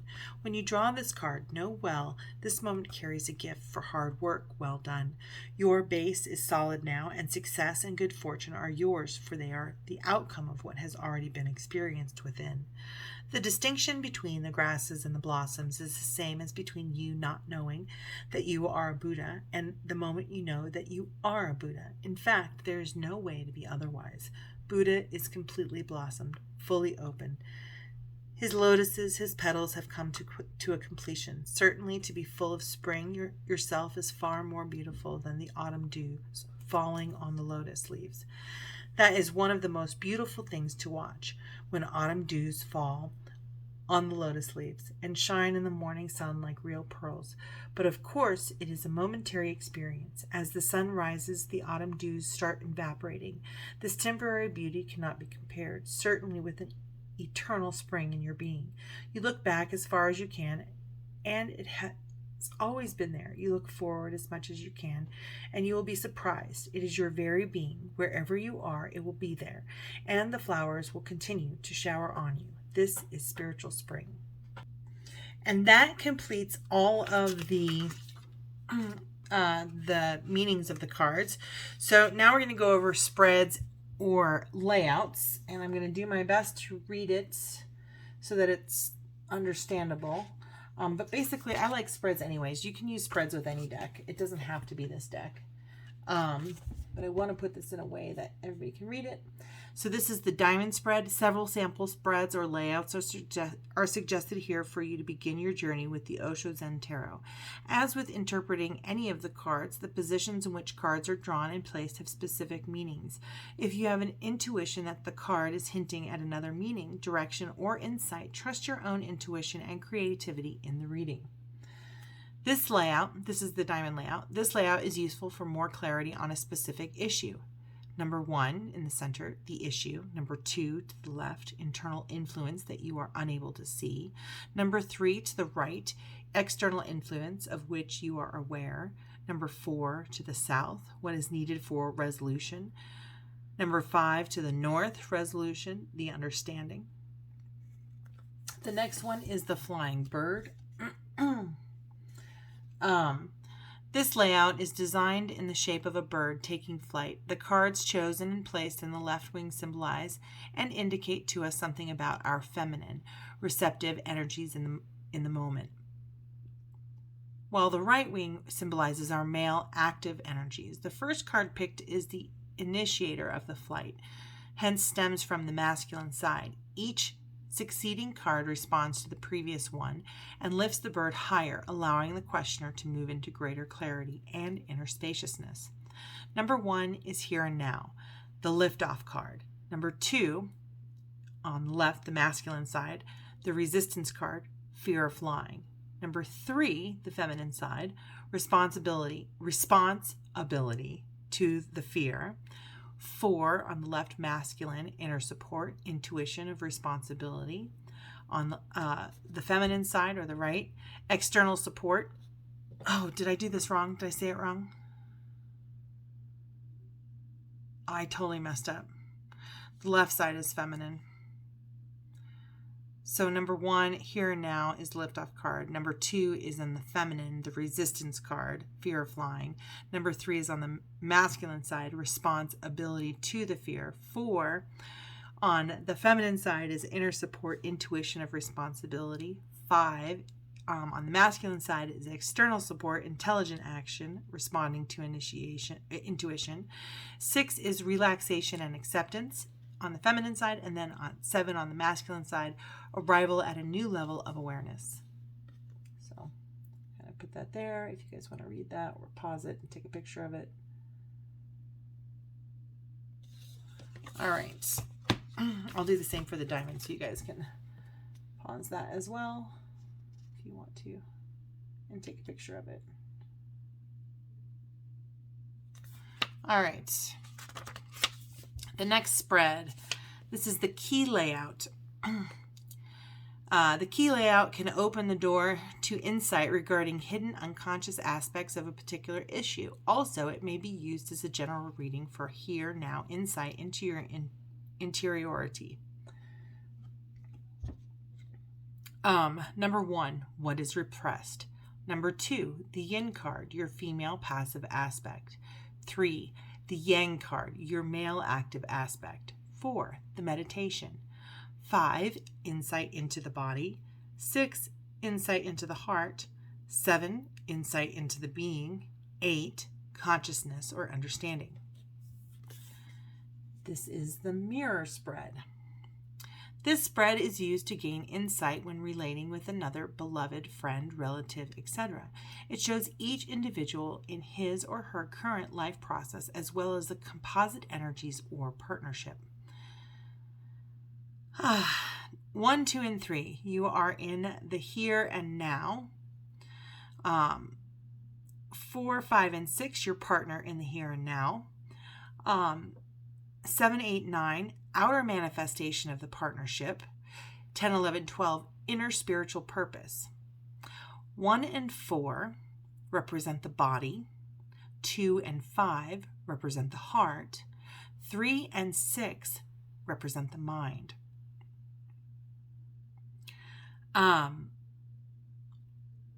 7 and 10, melting and merging or intimacy. 8 and 11, the alchemy of togetherness, transformation. 9 and 12, the blessings, benefits, and gifts.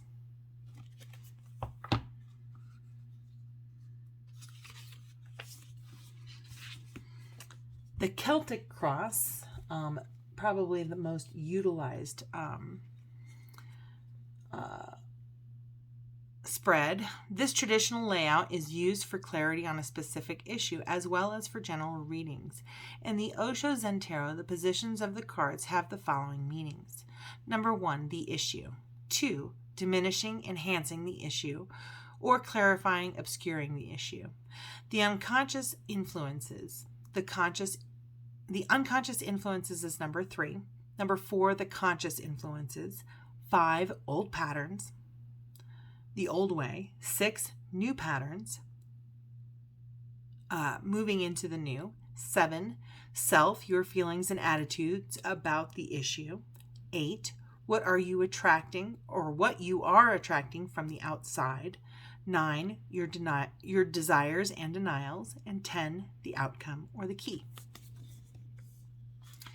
Okay, so this next one is relating. And then the paradox. So relating, a quickie. This spread offers a quick look. Let's see. This spread offers a quick look at your relating with the other, whether the other is your boss, lover, friend, sister, parent, etc. Number 1, you and what you are contributing to the relating here and now. 2, the other's input to the relating. 3, the composite energies. 4, the insight. And then we move over to the Super Quickie, a single card for insight into any situation or as your meditation for the day. The Paradox, shuffle the deck of cards for a few minutes, split the deck into 3 packs and select one. The top card of the stack you have chosen represents the here and now. The bottom card represents the past life influences. Fan the rest of the stack and select one more card. This card represents the insight into the paradox. Okay, so the next part here is the glossary, and I'm going to read it because it is all the symbolism that you can use anywhere. So there's only like 4 pages left. So these 2 pages here of the glossary, and then a little thing about the author Osho. So we'll just start with here. The glossary of symbols: bird, spirit of air, imagination, possibilities, happiness, the soul, entering into a higher state of consciousness. Buddha, perfection, pure consciousness, self-realization, ultimate wisdom, compassion, stillness, transcendence of duality. Butterfly, transformation, flightiness, lightness, temporariness, fragility. Camel, self-satisfied, unawareness, temperamental, foolishness. Chain is conditions, limitations, boundaries. Child is potential, simplicity, innocence, joy, perfection, transmutation. Circle is pure space, spirit, totality, wholeness, femaleness, no beginning, no end, self-contained, heaven. Clouds, the mind, changing nature of, hiding or covering, light and clarity, hidden blessings, oppression, heaviness or lightness, and non-seriousness, unformed. Colors, violet, intelligence, balance, equality, red, hot, plus blue, cool, equals violet. Red, strength, energy, fire, the sun, passion, sexuality, masculine, active principle. Pink, love, perfection, red plus white equals pink. Strength plus passion and purity equals love. Gold, truth, enlightenment, splendor. White, purity, perfection, innocence, illumination, sacredness, simplicity, yang. Black, void, death, time, night, cold, yin.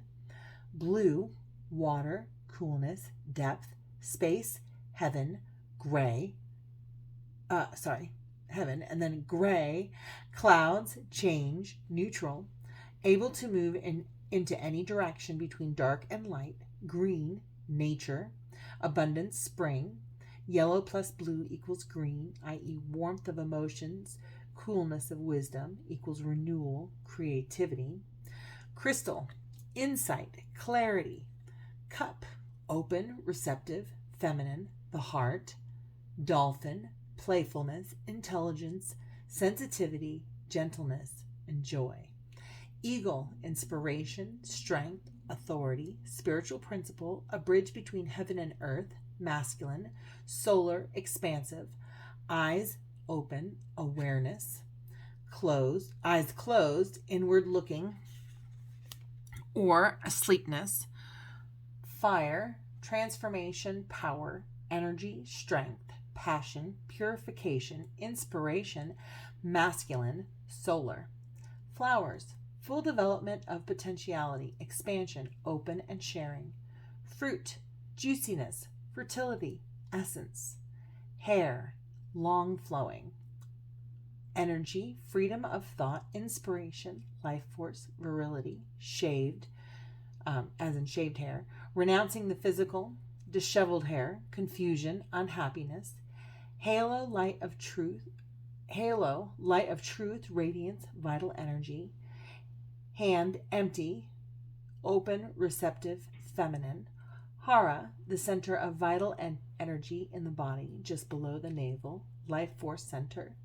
Jigsaw puzzle, the game of life, the whole picture comprised of many small pieces. Knife or sword, division, power, aggression, mental, cutting through, clarity.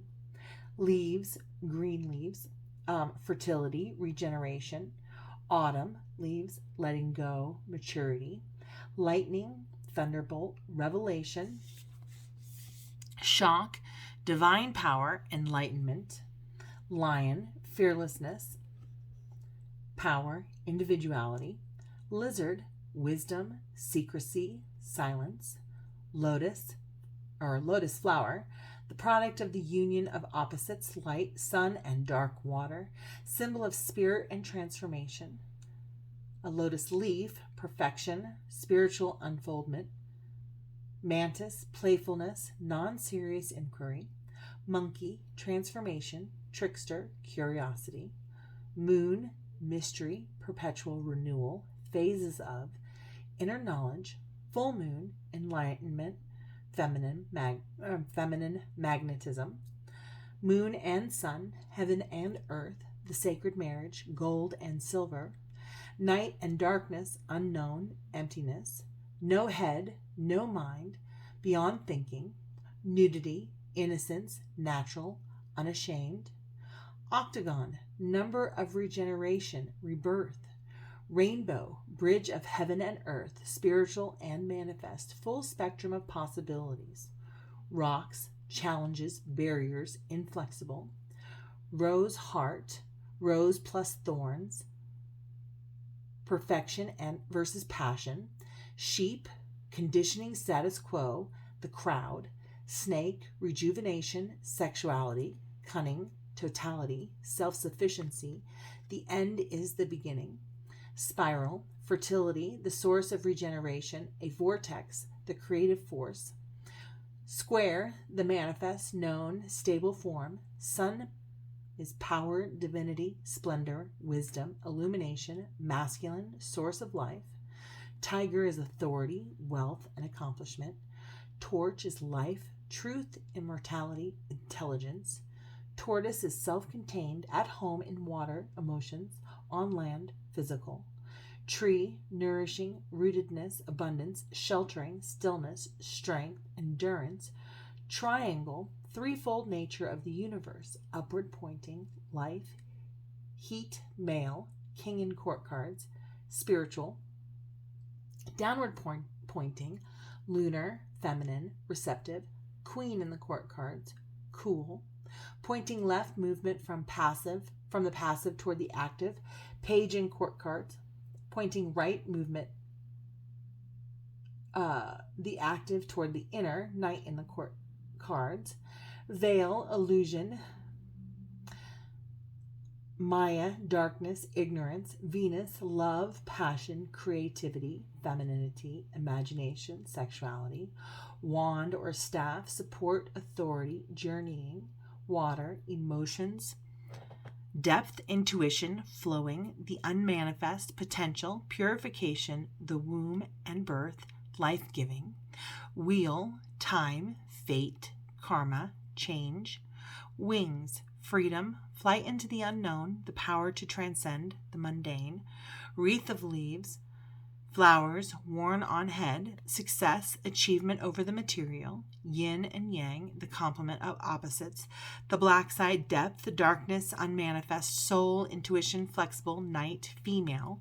The white side, active, day, male, manifest, expansive, rational, together, a perfect balance of two primary universal forces. Zodiac, cycle of transformation, interconnectedness of existence, heaven and earth, the world of phenomena.